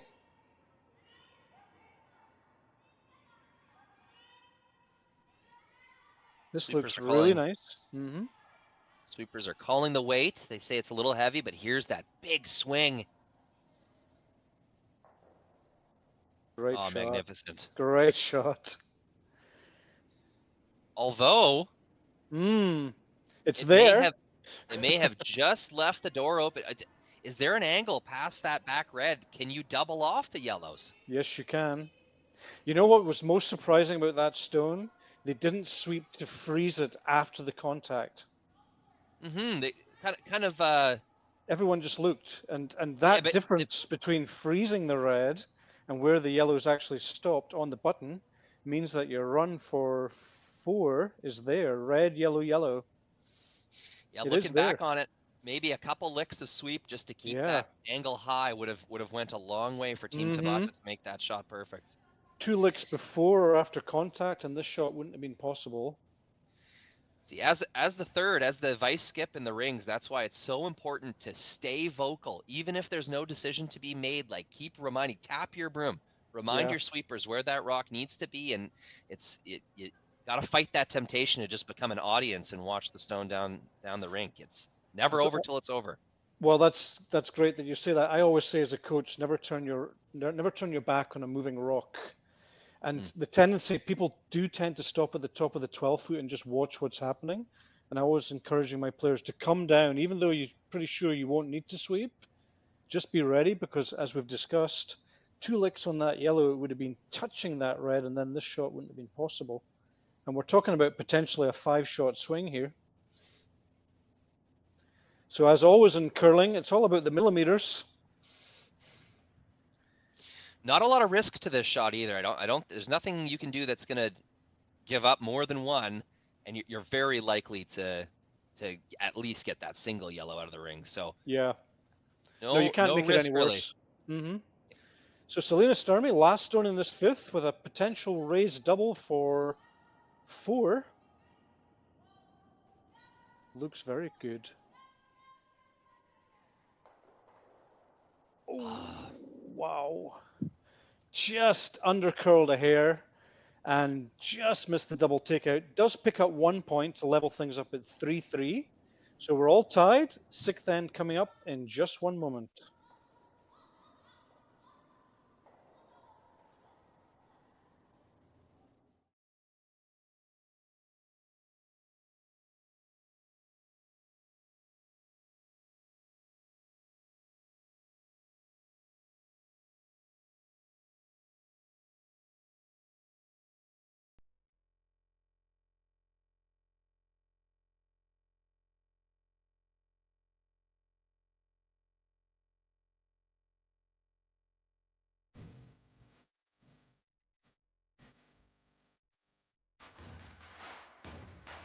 Imagine being able to stream every curling game from every sheet from any event, be it your Wednesday league game, bonspiel, or corporate event.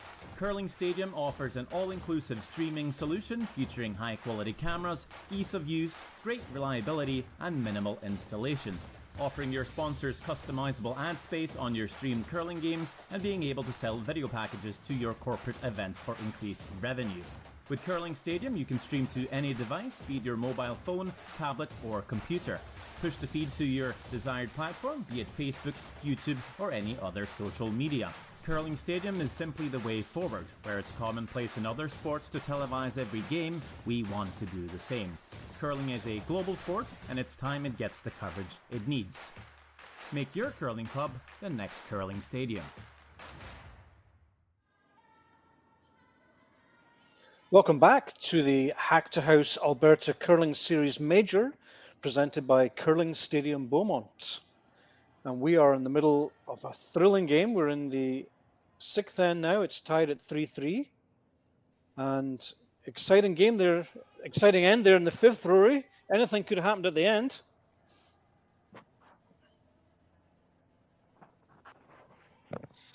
Yeah, that was still reeling from that last end. There's a lot going on and a lot of really interesting discussion and strategical or tactical decisions. A game-saving shot from Tabata at the end. That's been a signature of her play. She does tend to come up with the big ones when she needs them. And she certainly kept her team in the game there, especially on that strong finish at the end of that shot there. She made a perfect little tap on the yellow, pushed in for shot position, and saved the day, I think, for her team, we could say.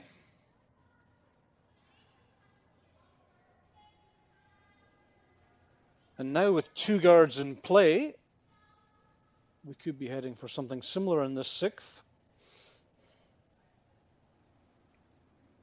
That's a really light attempt from Tabata's lead.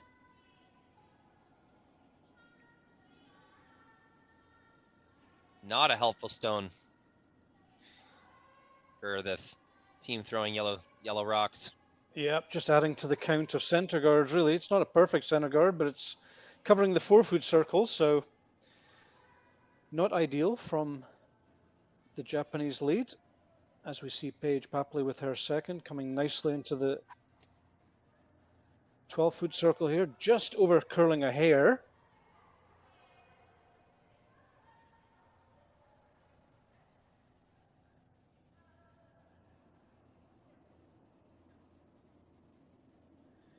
Mikoto Nakajima lead on this Japanese team.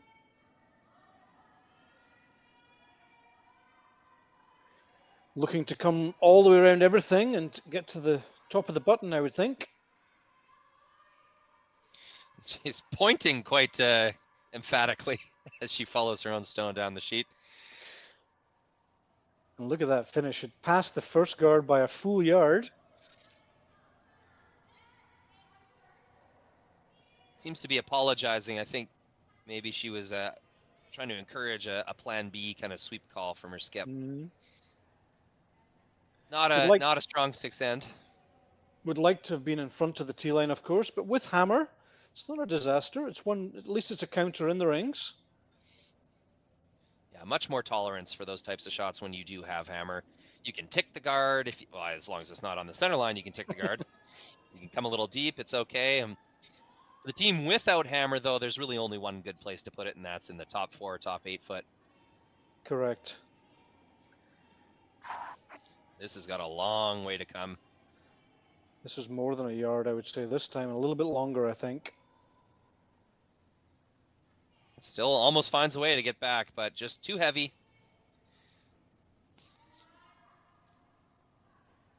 And a little bit of sloppiness after that that extended 5th end.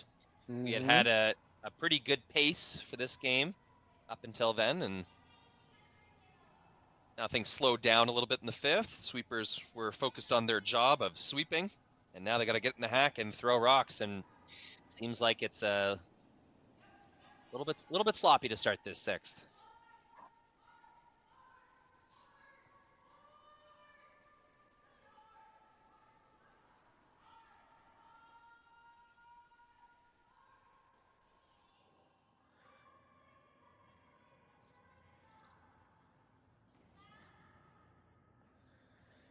This is the 6th end, of course. Team Sturmay could really push for a steal here. Whoever scores the 6th end has certainly some sort of an advantage with 2 ends to play.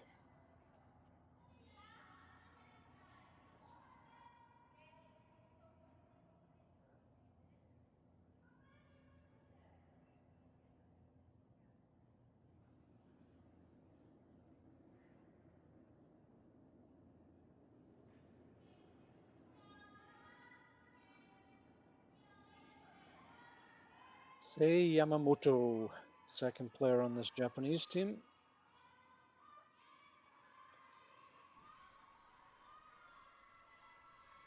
Fighting hard to keep this straight. Looks to be very close to the top 12 shot. Just rubbed off there. Yeah, must have rubbed the top guard. Mm. And a lucky, wow. a lucky result. Be in pretty good position. Rub the guard and still be fully hidden on the top of the 4-foot is always a good result. Yeah, if I would have walked away from the computer for a while and came back, I would have just assumed they placed that there.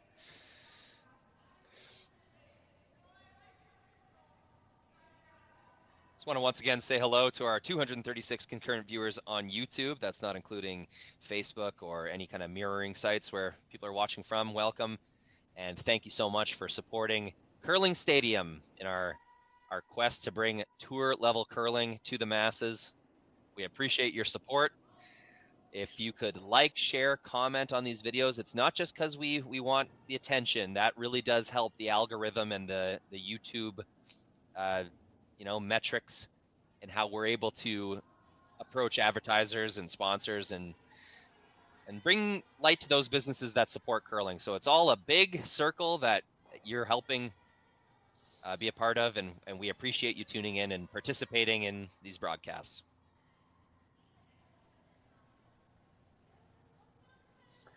And with that, we see a perfect strum from Desiree Hose there, just pushing the yellow back and really setting up this end now for Team Sturmay to have a chance of a steal in this critical 6th end.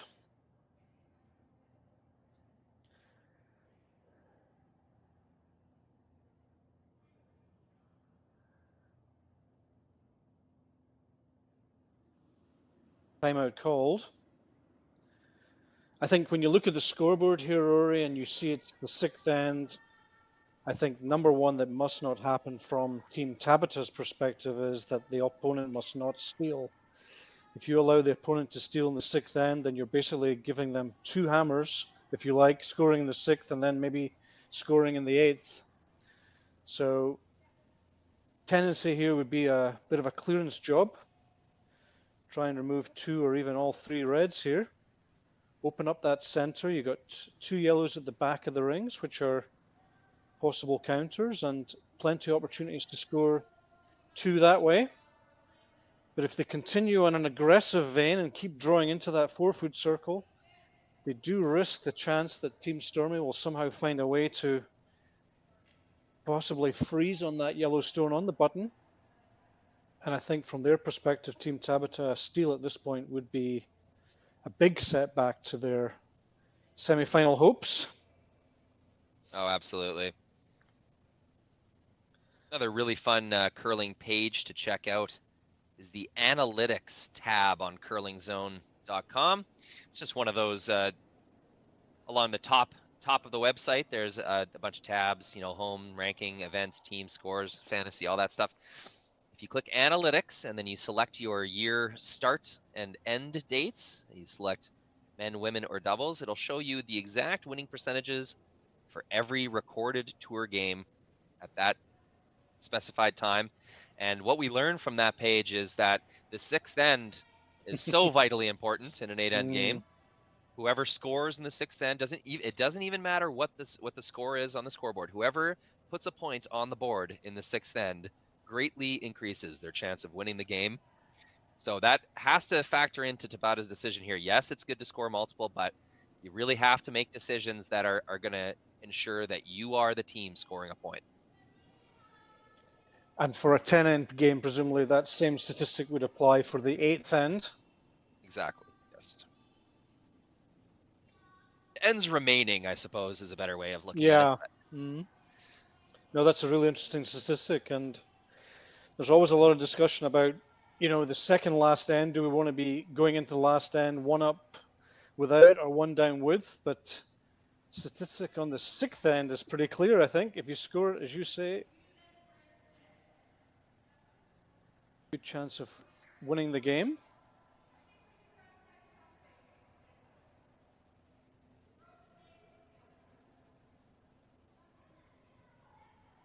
Even if it's only 1 point. Yes. And I think that's the message we're trying to get here is clean this up, simplify things a little bit, and just make sure that you scored. Keep the hammer potentially in the 8th end.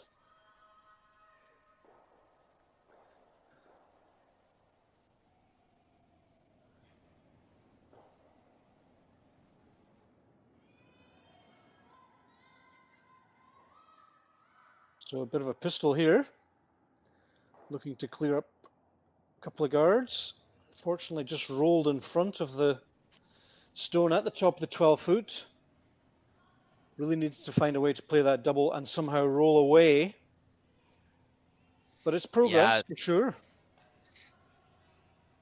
Yeah, the rock is now yellow, but it's just not good enough. It's still in that controlling area for Team Sturmay, and even if you were to bash that thing back, you still have a bunch of reds in your way. But the good news is you are shot rock if you're Team Tabata and side of the button, but that might change with this shot right here. Very important shot. You can see the sweepers discussing the path and what they think the weight's going to be like.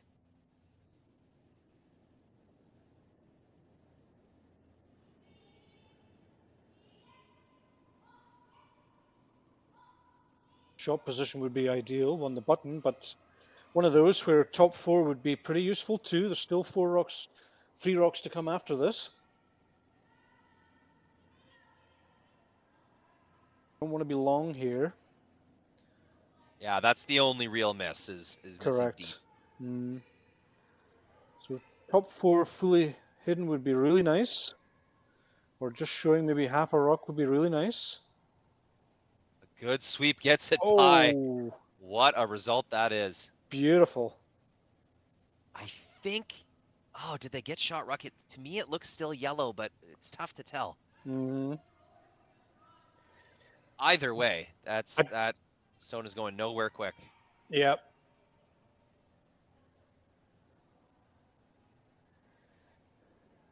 Really like how the Sturmay team took an extra 10 or 15 seconds to really discuss that path, exactly what they had to do. The sweepers shared their information, and everyone came together to make that a really nice shot.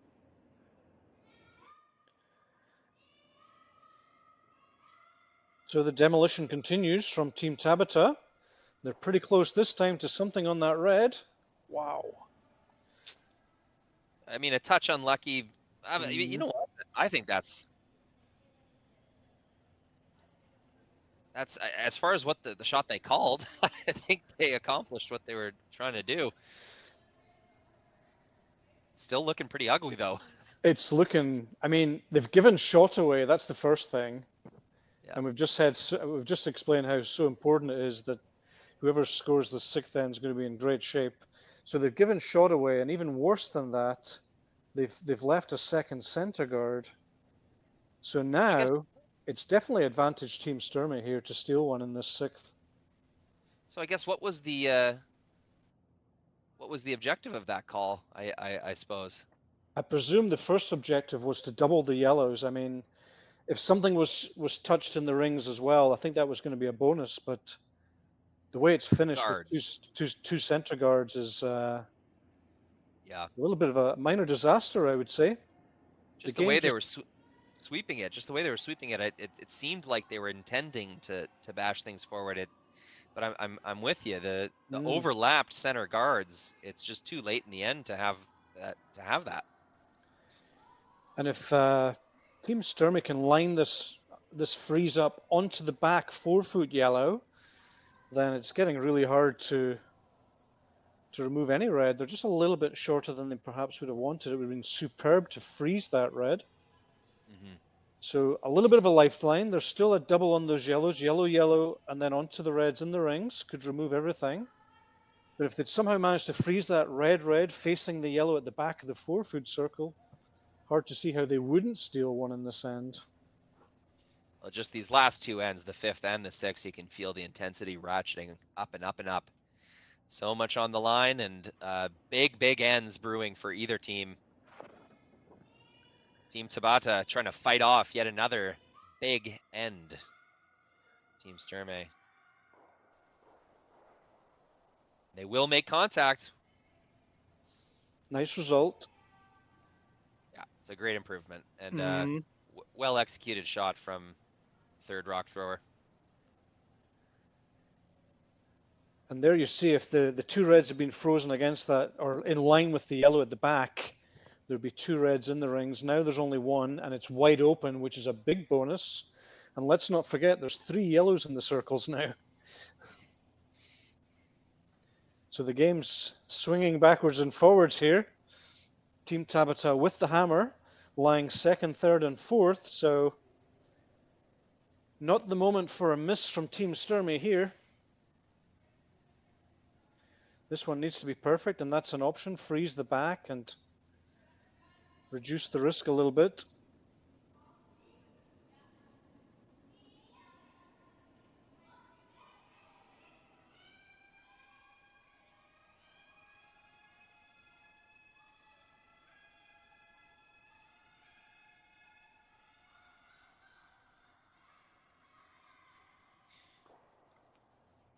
can hear the sweep calls from the adjacent sheet, where Team Yoshimura did respond in the 5th end with a deuce of their own. It's now 5-4. Kate Cameron leads with hammer in the 6th.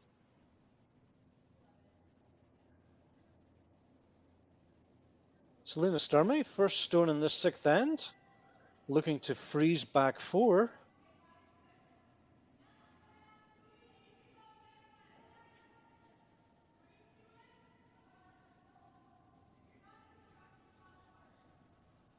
It's a dangerous situation, Rory, if because that red on the other side there can be run onto that red, for example. There is a double there. Interesting, Team Tabata thinking first about hitting and rolling underneath the center guards and getting 2 that way.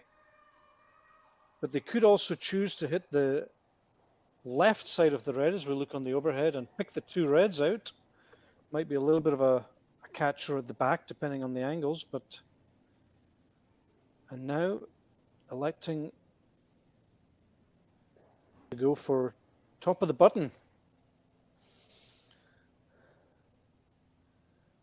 So the full spectrum of defensive or aggressive here. They're going to go top of the button and try and get 2 points that way.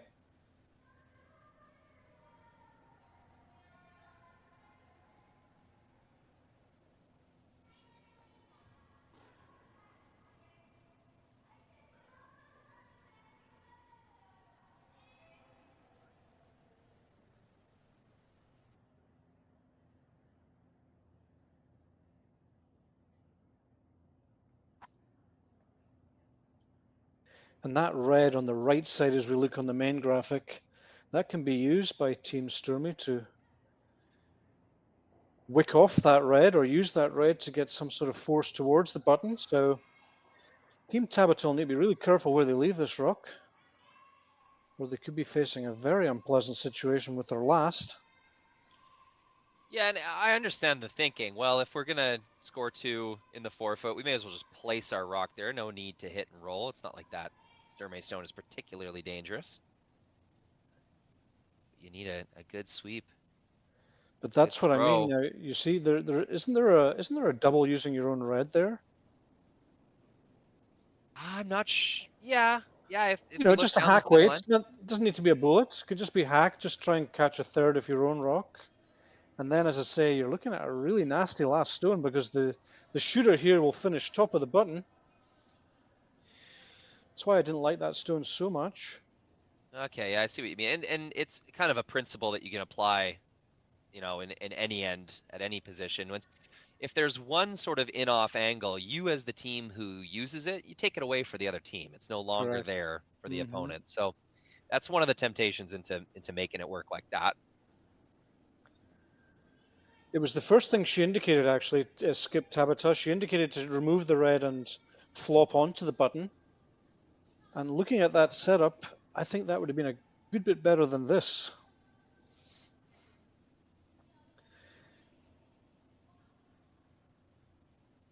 But Selena will need to play a down weight to get the curl, I think. She can't hit much more than about a third of this red rock.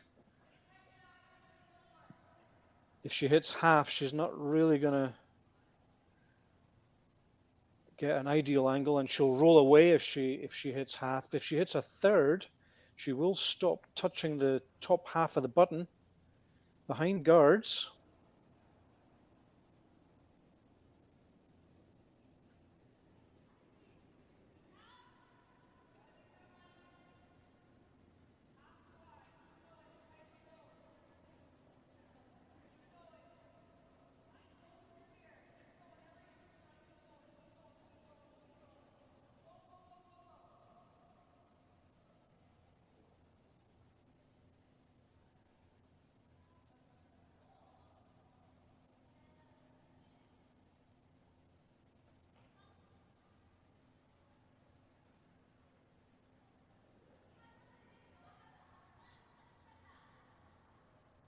So Team Sturmay having a long look at this, and rightly so.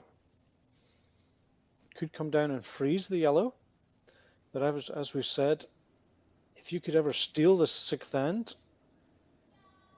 The odds are in your favor that you win the game. One of those rare situations where giving one is maybe not the first priority from here, I would say. Could come down, catch about a third of her own red rock, flop over and remove the yellow from the forefoot.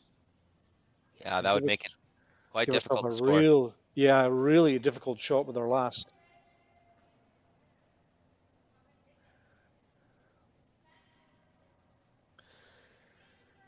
That's what she's doing. The question for me will be the weight selection. I don't know what the best weight to play at this is, because if you're going to throw fast, you really need to hit a third. And if you hit more than a third, you're going to spin out across the top, and then Tabata's last stone will be much easier.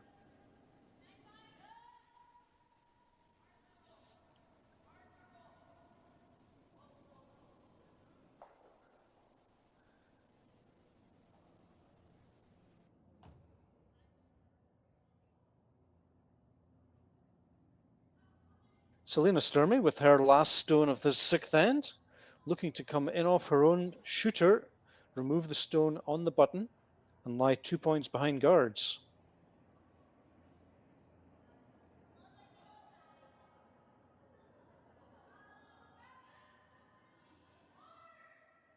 This looks pretty good if they can hold it straight. Oh, exactly right. Perfect. So I just noticed that was the exact right way that you needed to throw that shot to keep it straight. Lots of rotation, a good snap of the wrist, kept that rock just beaming down one specific vertical line on the ice. Just a really well executed throw by Selena.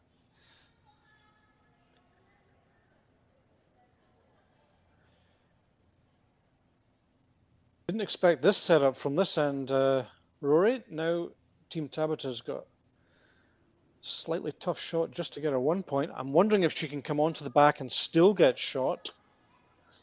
If she comes onto the red at the back of just behind the button. The way these rocks are curling, I wouldn't be surprised. Momoha Tabata with her last stone in the sixth. Last stone of the sixth end. Draw to the button for 1 point.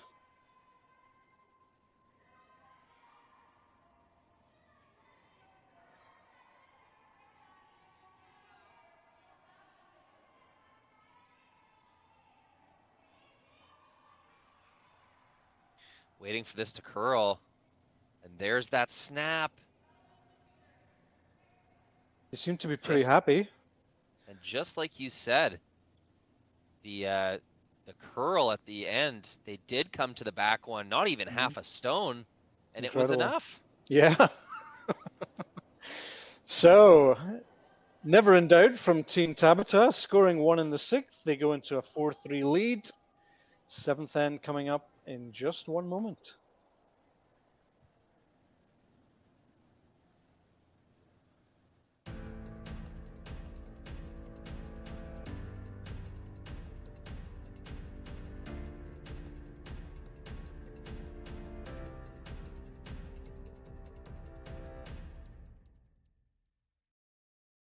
I don't remember a time when curling wasn't a part of my life. When I wasn't putting in the sweat and hard work to be the best that I can be. Clocking in the time, the effort to practice day in, day out. Curling is more than just a game. It's a family, a community. And when it's time to play, I know I'll be ready. Hardline, supporting hundreds of our next generation athletes. Calling all curlers, novice to pro. Ashland Curling Supply's patented rotator disc system lets you customize your slider right in the store. Velcro attachments make it easy to find the sliding platform that's right for you. Shop Ashland Curling Supplies, 700 McPhillips, online at ashland.com.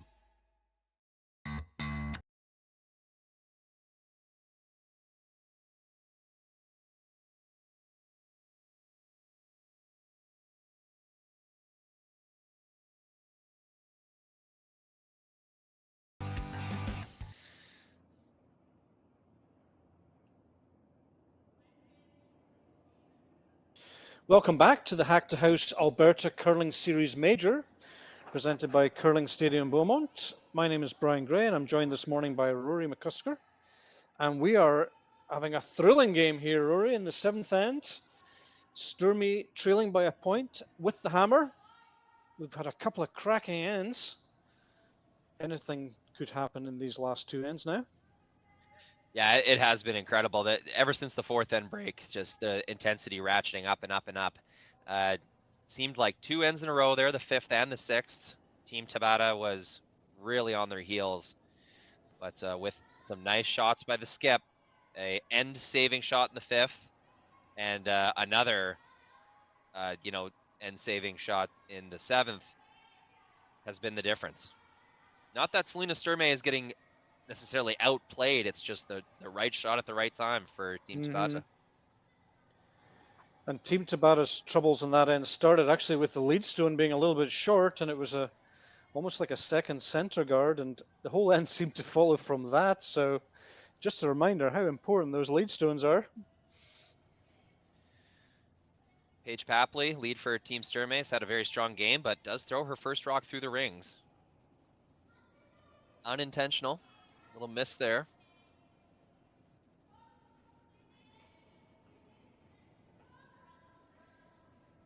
This will be an important stone. Gain positioning. And I gotta say, this looks heavy as well.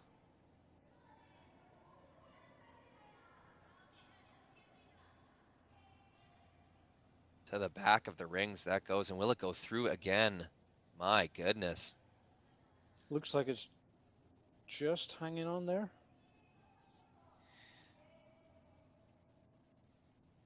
Still rather surprising off end, Paige Papley. We had been singing her praises earlier. She's been a rock all weekend from what I've seen. That's the first time she hasn't come up with the goods. Might still be hanging on the back there, but certainly not where she wanted to be at all.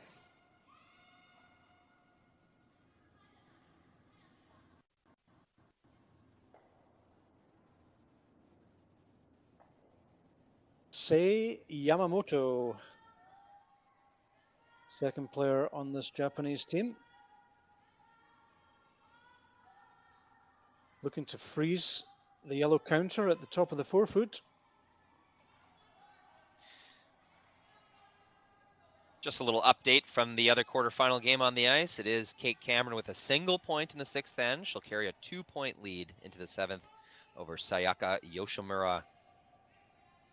Both these teams from Sapporo, Japan, the northernmost island. Or perhaps not the northernmost island, but one of the northern islands of Japan. We always consider, or not always, but it's tempting to consider, just a Japanese team and leave it at that. But they are quite regional, especially the Korean teams as well. Very competitive in their regional playdowns. So just like in Canada, the U.S., and Europe, Edinburgh, Glasgow, all these places, the region the team is from is very important to them. They're representing their hometown, home state, or province.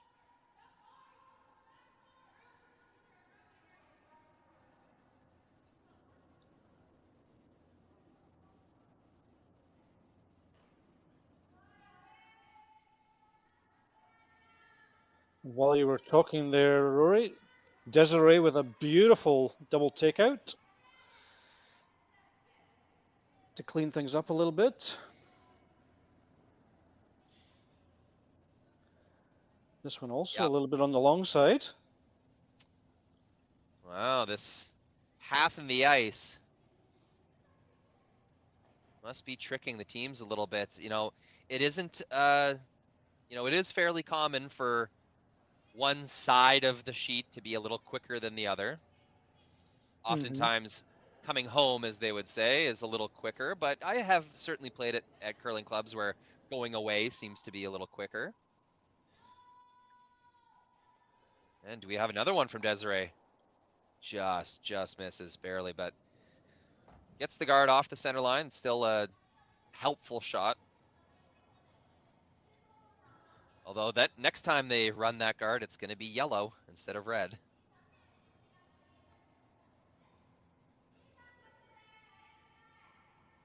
Of course, an option here for Team Sturmay would be the blank, but with those two hanging around at the back of the 12 foot, that might be not so easy to achieve. Blank end and take the hammer into the 8th end. Trailing by a point wouldn't be a bad situation.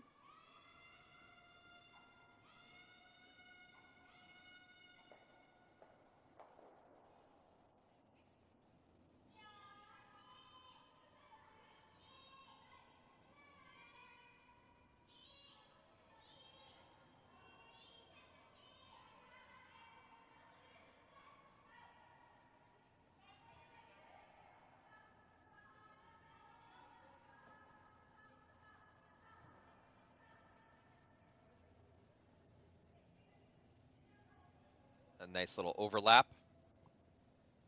Those center guards. Does expose that top 12 stone just enough that Selena is going to be tempted into hitting it, rolling and getting shot rock along the wing. Mm-hmm.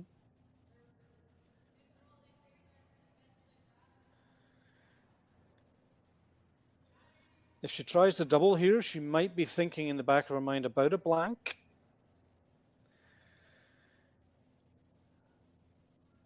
If she removes this yellow and rolls to the side, then you can be sure that she's not. And there you go.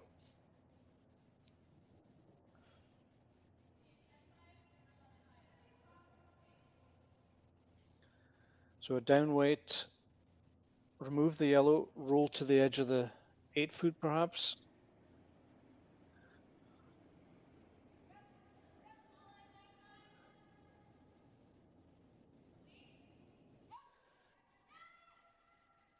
Danielle Schmiemann, third player on the Sturmay team.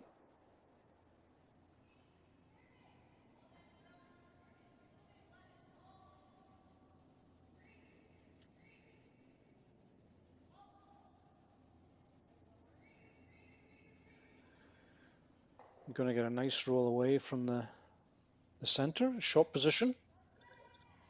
Perfectly done.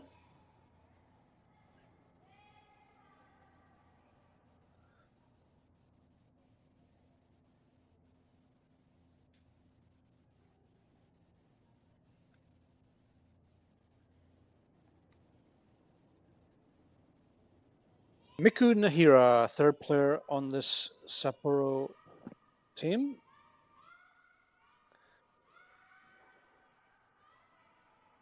Trying to remove this red counter and possibly roll back behind the center guard, but she's rolled too far, so now it's going to be really interesting.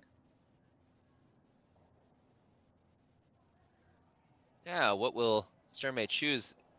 That biter in the back 12 all of a sudden becoming somewhat relevant. We don't know if it's in the 12 foot or not.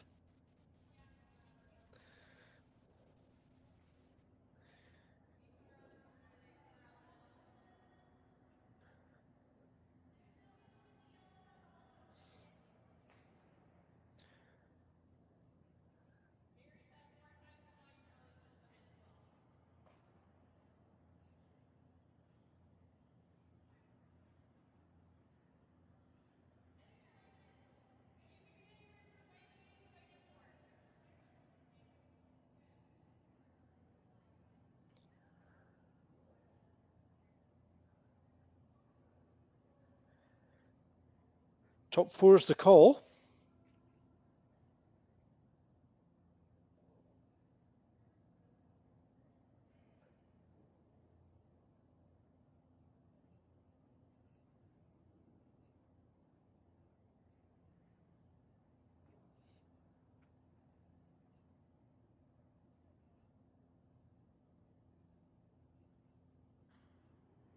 Another good discussion with her sweepers, managing the path, understanding what this is going to do.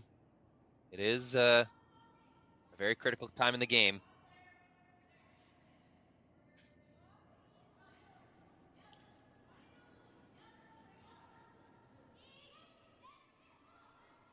Over curling, I think. It's going to come out the other side, needs to stop. You don't want to give backing. That really did grind to a halt. Mm-hmm. Nice shot. Yeah, ends up in a good spot. And wow, it is Team Tabata up 1 point. Who will play ball here? Gotta think they're okay with not getting shot rock. Yeah, right where the broom is tapped, a little corner freeze. Mm-hmm.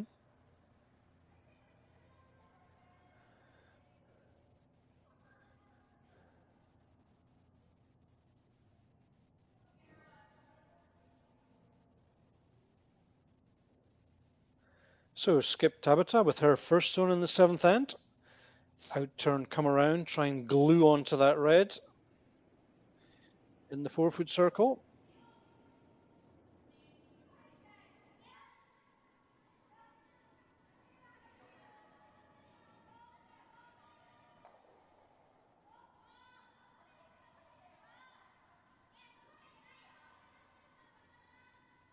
And there's that swoop, just coming over nicely. Beautifully played. Right where they tap the broom. She has been red hot. I would say the best player on the ice.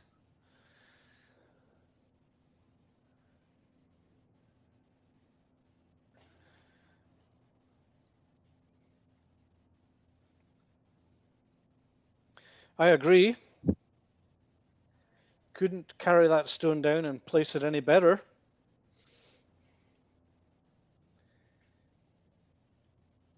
Leaves the option with her last to possibly tap yellow onto red, or depending where this stone stops, from Selena, looking to play back of the 4-foot circle, but got to be careful that she doesn't stop there somewhere and leaving a freeze. Mm-hmm.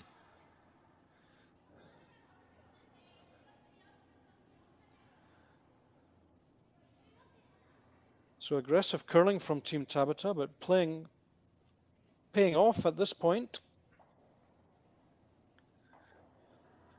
How does Team Sturmay manufacture 2 from here without leaving a freeze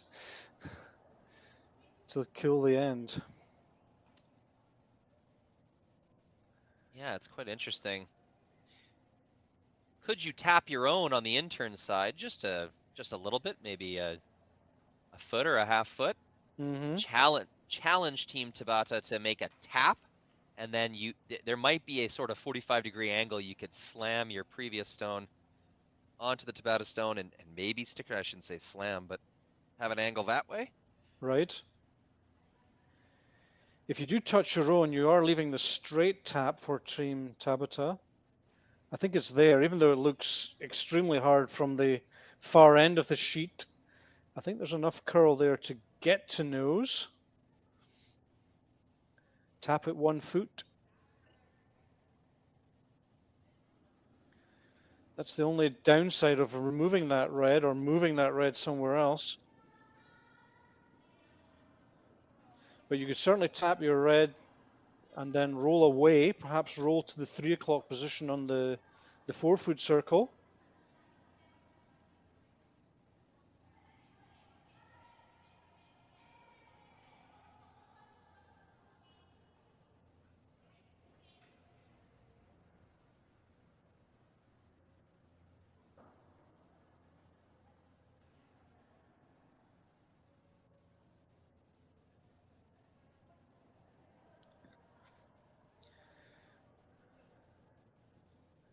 Of course, you can draw to exactly there where the broom is being shown on the other side of the 4-foot circle, behind that yellow. That would leave Tabata with a run yellow, yellow to remove both reds.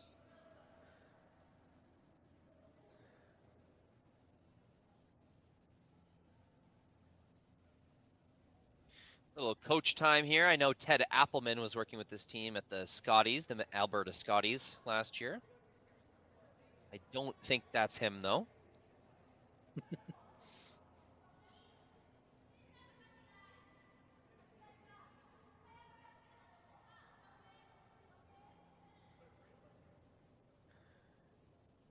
Well,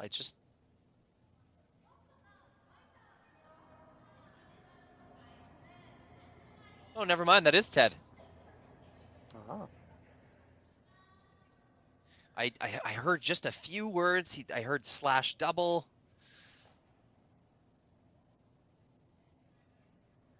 So that they don't want to leave Tabata a chance to remove both this shot and the one that's already in the forefoot. So Exactly, and that's the problem, Rory. If you sit pretty much just behind that yellow, same height as the other red, then you're just asking Tabata to play yellow, yellow, and remove both reds. So I think if you do go around here, you need to try not be level with the other red. Maybe be slightly deeper.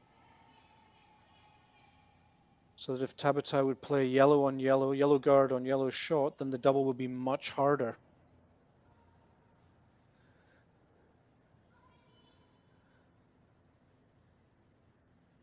So by all means go behind this yellow, but don't leave the reds level. Get one a little bit deeper than the other. it's all about keeping this pressure on Team Tabata, which Team Sturmay has managed to do the last 3 ends. Hoping that the skip will crack at a certain point.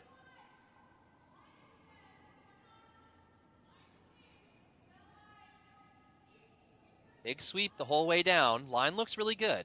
Line is perfect.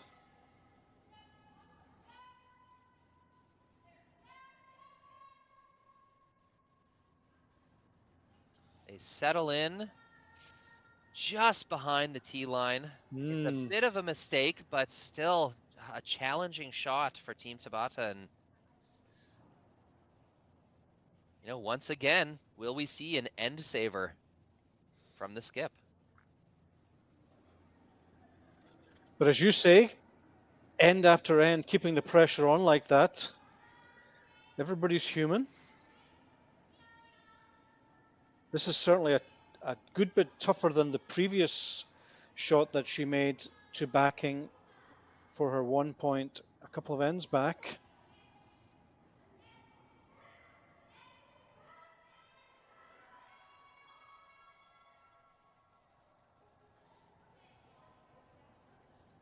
And if she does make it, Sturmay's got the little tap on her own red at the front.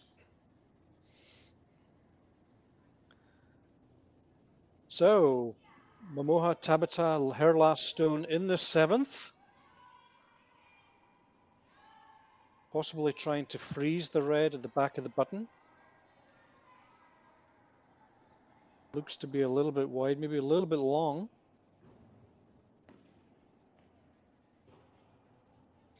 And that is going to be the miss that Team Sturmay was waiting for. And it's a big one.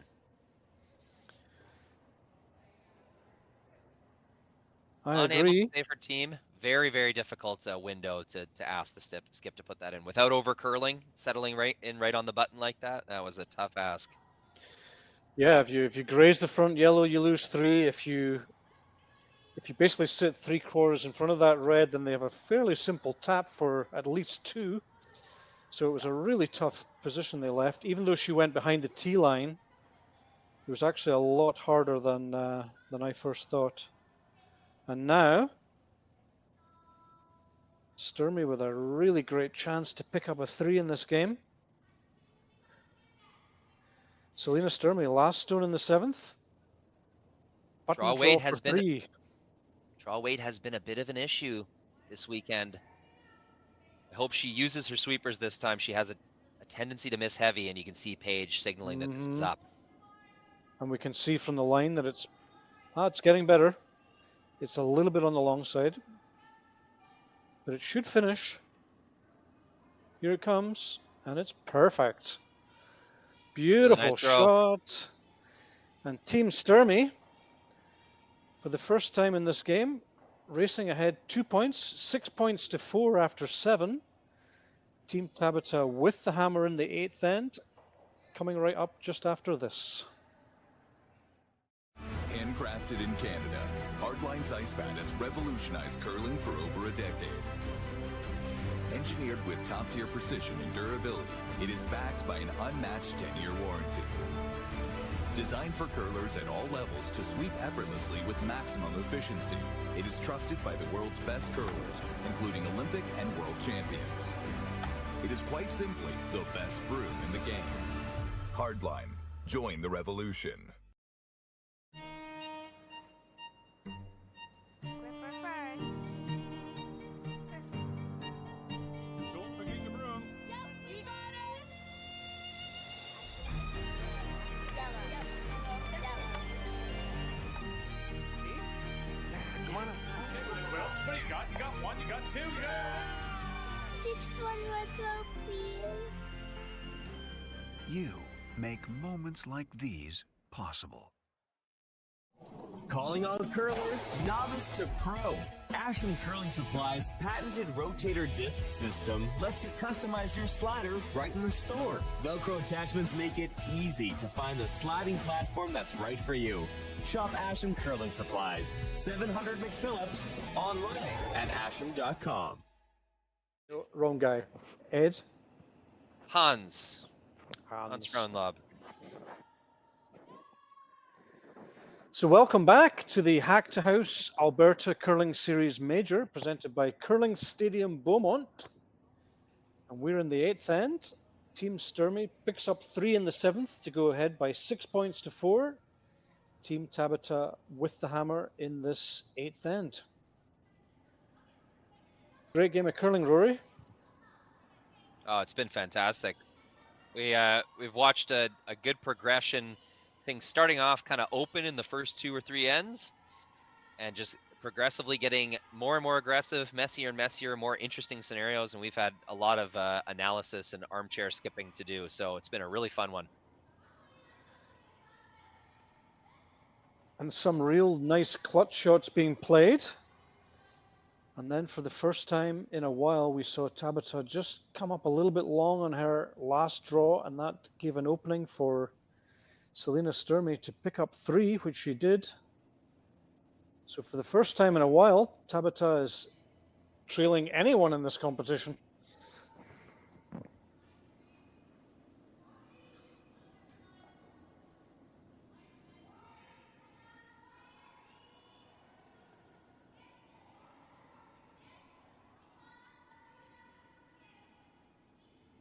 So Paige Paplay's first guard just coming off the center line, so they've chosen to go around that.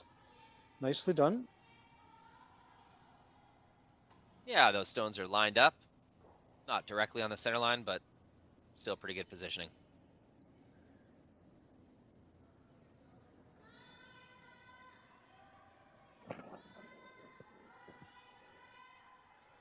So Nakajima looking to come around her own corner guard here. That's the signaling to the skip and the trailing of the rock is just something else. Really fun.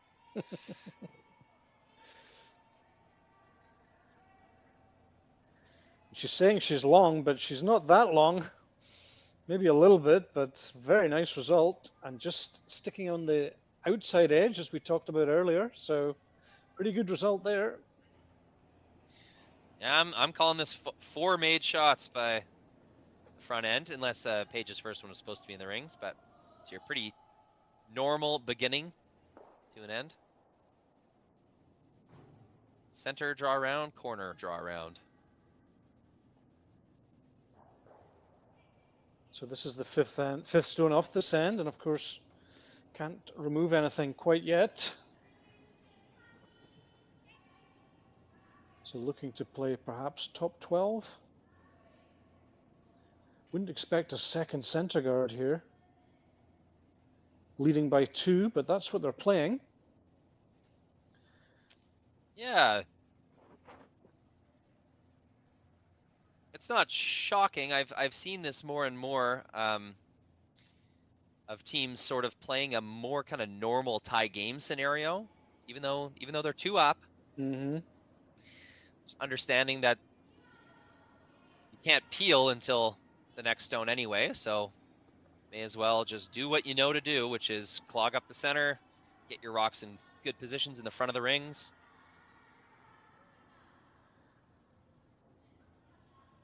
Some teams experimenting with the idea of sort of corner guard tick, the little bunt shot where they'll remove the corner guard from. It seems to trend sort of up and down, team to team type decision.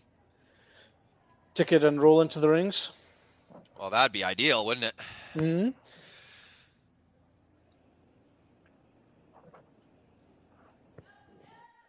Not sure I like that red guard too much, to be honest with you. It looks like they're removing the. Looks like they're going to try and remove the middle red guard.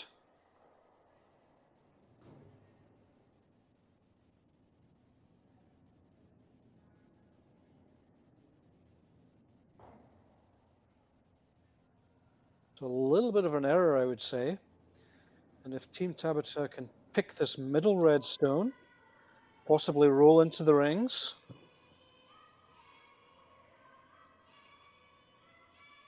Then the red guard that remains will function as a corner guard, and there we go. It looks really nice. Yeah. Is it going to hang around? It is. Look at that. That's a beautiful stone. That's marvelous the way it rolled. That's a better position than they could have even drawn to. So a true 2-for-1 shot. Mm. And now the red guard that was thrown is effectively a corner guard, Rory, I would say. Although it's covering a little bit of the 4-foot circle, it's probably helping Tabata more than it's helping Sturmay right now.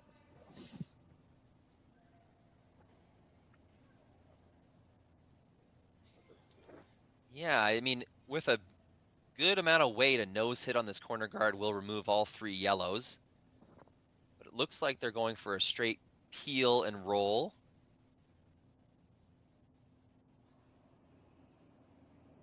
Peel with a tolerance for a roll. Mm-hmm.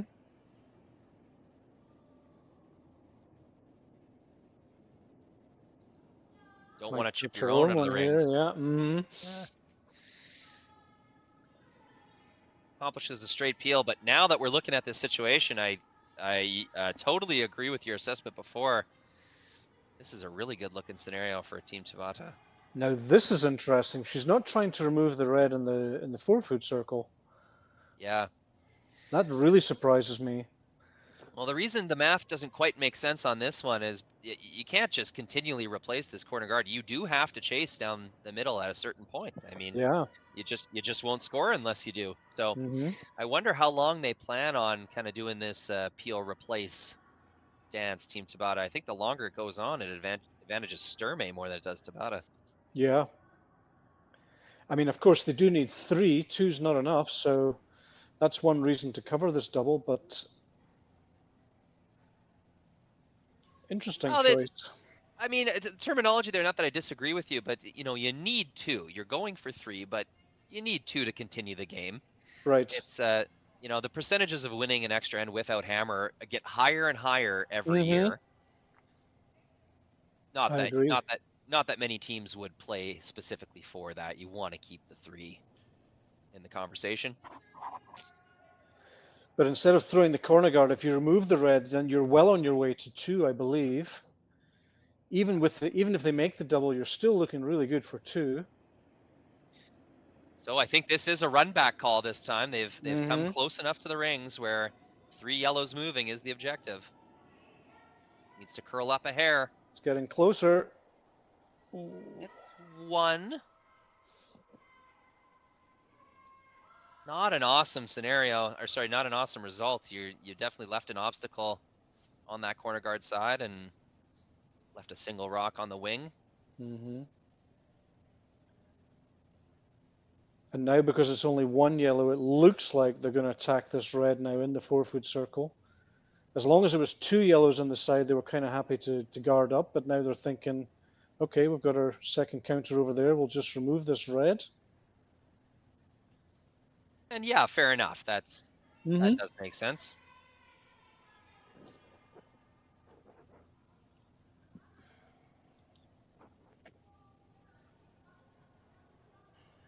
Ah, they're going to go around again. They're going to go perhaps freeze the yellow or somehow get behind the red guard.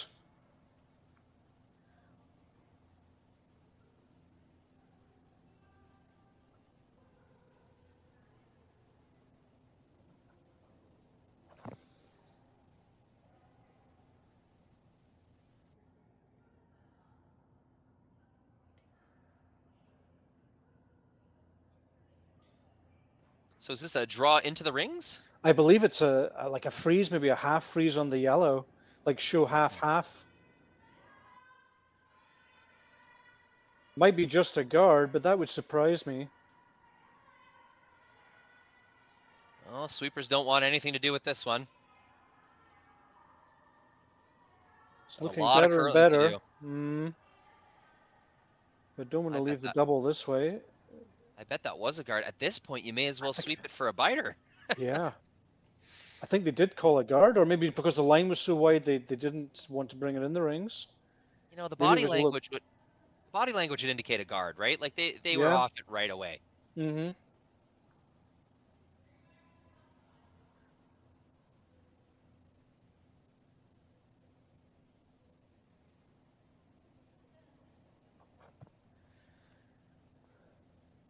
So with just 3 rocks to go, Selena could call their bluff here and just guard up.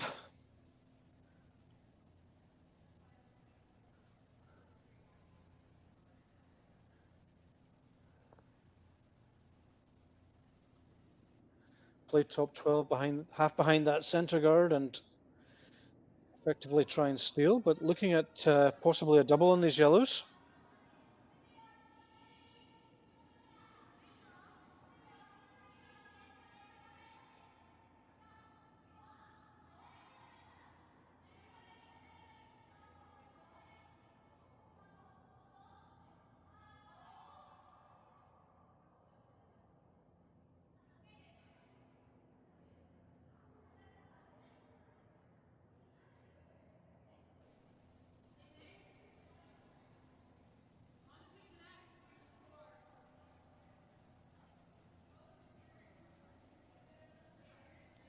Yeah, well, just with the distance that those yellow rocks are, I like this call. If that guard was any higher, I don't know if it would be worth it to take on the run, but Mm-hmm. the angles are right, and your shooter's going to roll to a potentially very good spot. So And looking at the overhead there, let's not forget there's a biter at the 3 o'clock position on the 12 foot. It's not biting, but it's certainly getting in the way of if you were happen to raise this yellow back. That biter at you see it at the very left of the big graphic could also catch something. Need to be careful here. she's on the wrong side of this right now. Yep. It's one, does not get two, leaves an overlapped corner guard scenario. Not ideal at all. That's not good. Yep. So So with they could no go in the access, freeze. Yeah. Sorry. with no access to that yellow stone, it's going to be very tempting to once again draw around that corner scenario. You might even force Sturmay into doubling down and attempting to protect their red rock in the 4-foot. That could be your key to scoring 3. But now Tabata has decided to turn their attention to the center stone. Not surprised, but it seems to be a little bit of a changing gears. It's difficult, isn't it? You could play the perfect draw around those 2 reds, frozen on the other yellow to set up your 3. But then if Selena plays 2 perfect rocks, you might not get anything. So I think this is probably the correct call. I think you have to attack this. Even though they've kind of given you a chance for 3 at the side there, I think you need to attack the red in the 4-foot circle now, or you might run out of rocks.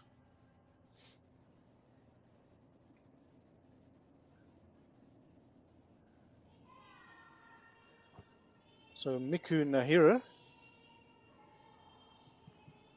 with her second stone in this last or 8th hand.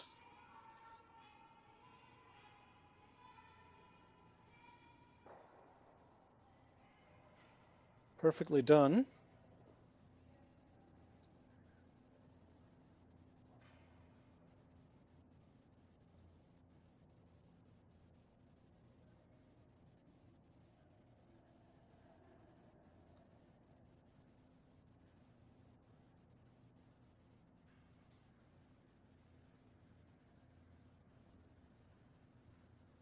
I don't know if there's a double there. Well, let's take a look. There we are. Ah. Pretty flat. I don't think it's there. Need to be a bullet.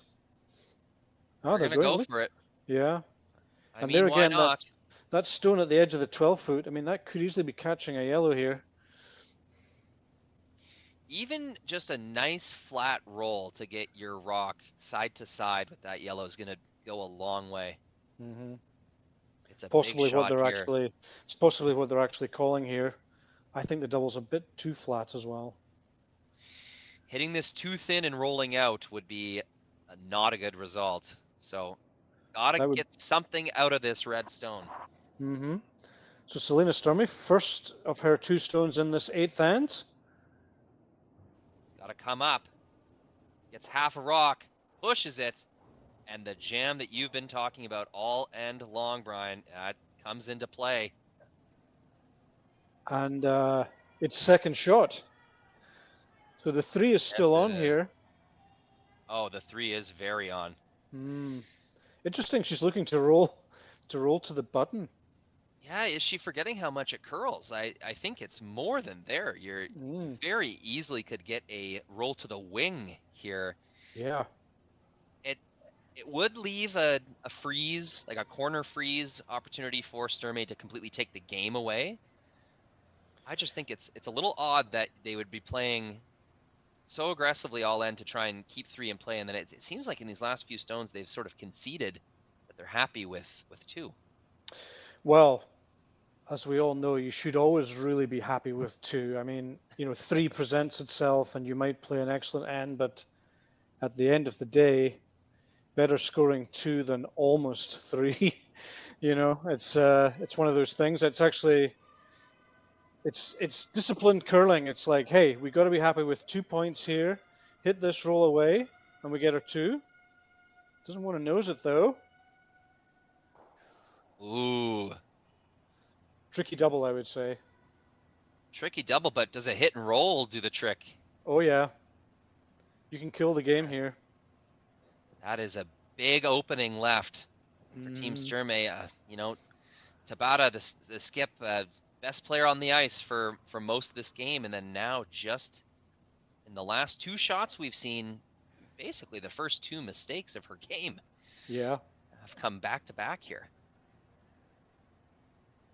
You can get checkmate here if you can lie fully hidden behind those 2 red guards in short position. It's going to be really tough. Just got to bury half a stone here, or more, and that should effectively put the game away. It'll leave a very, very difficult shot for Team Tabata.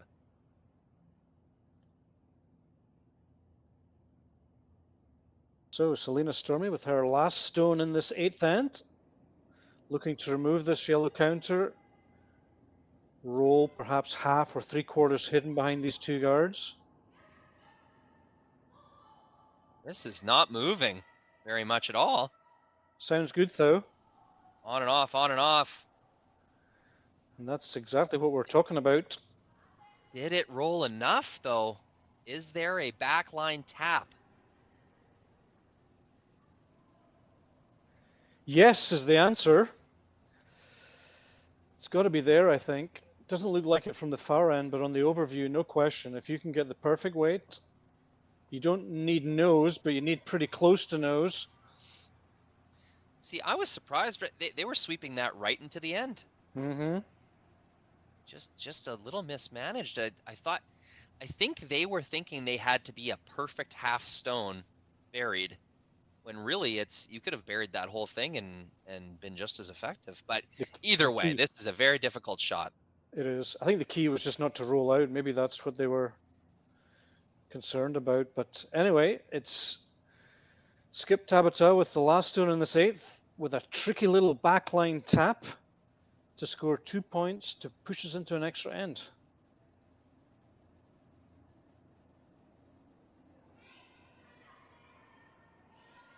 Kind of flips that rock back to the center line. Need a lot of movement to make it happen here, and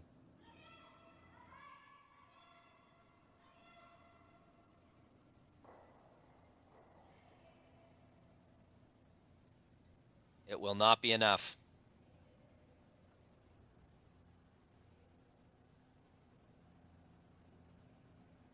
Well, there you have it, Brian.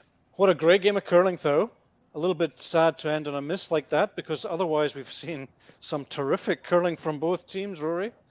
Pleasure to watch this game with you, and I have to say congrats to Team Sturmay. They've picked themselves up from yesterday's loss and come back to beat this team, so kudos to them. Hey, run the sea. It's doesn't matter how you get there. They're now in the finals. So thanks so much, folks, for tuning in and watching this game with us. We've got more Championship Sunday curling coming up on Curling Stadium. Brian, thank you so much for joining me. It was a pleasure. My pleasure. I don't remember a time when curling wasn't a part of my life. When I wasn't putting in the sweat and hard work to be the best that I can be. Clocking in the time, the effort to practice day in, day out. Curling is more than just a game. It's a family, a community. And when it's time to play, I know I'll be ready. Hardline, supporting hundreds of our next generation athletes.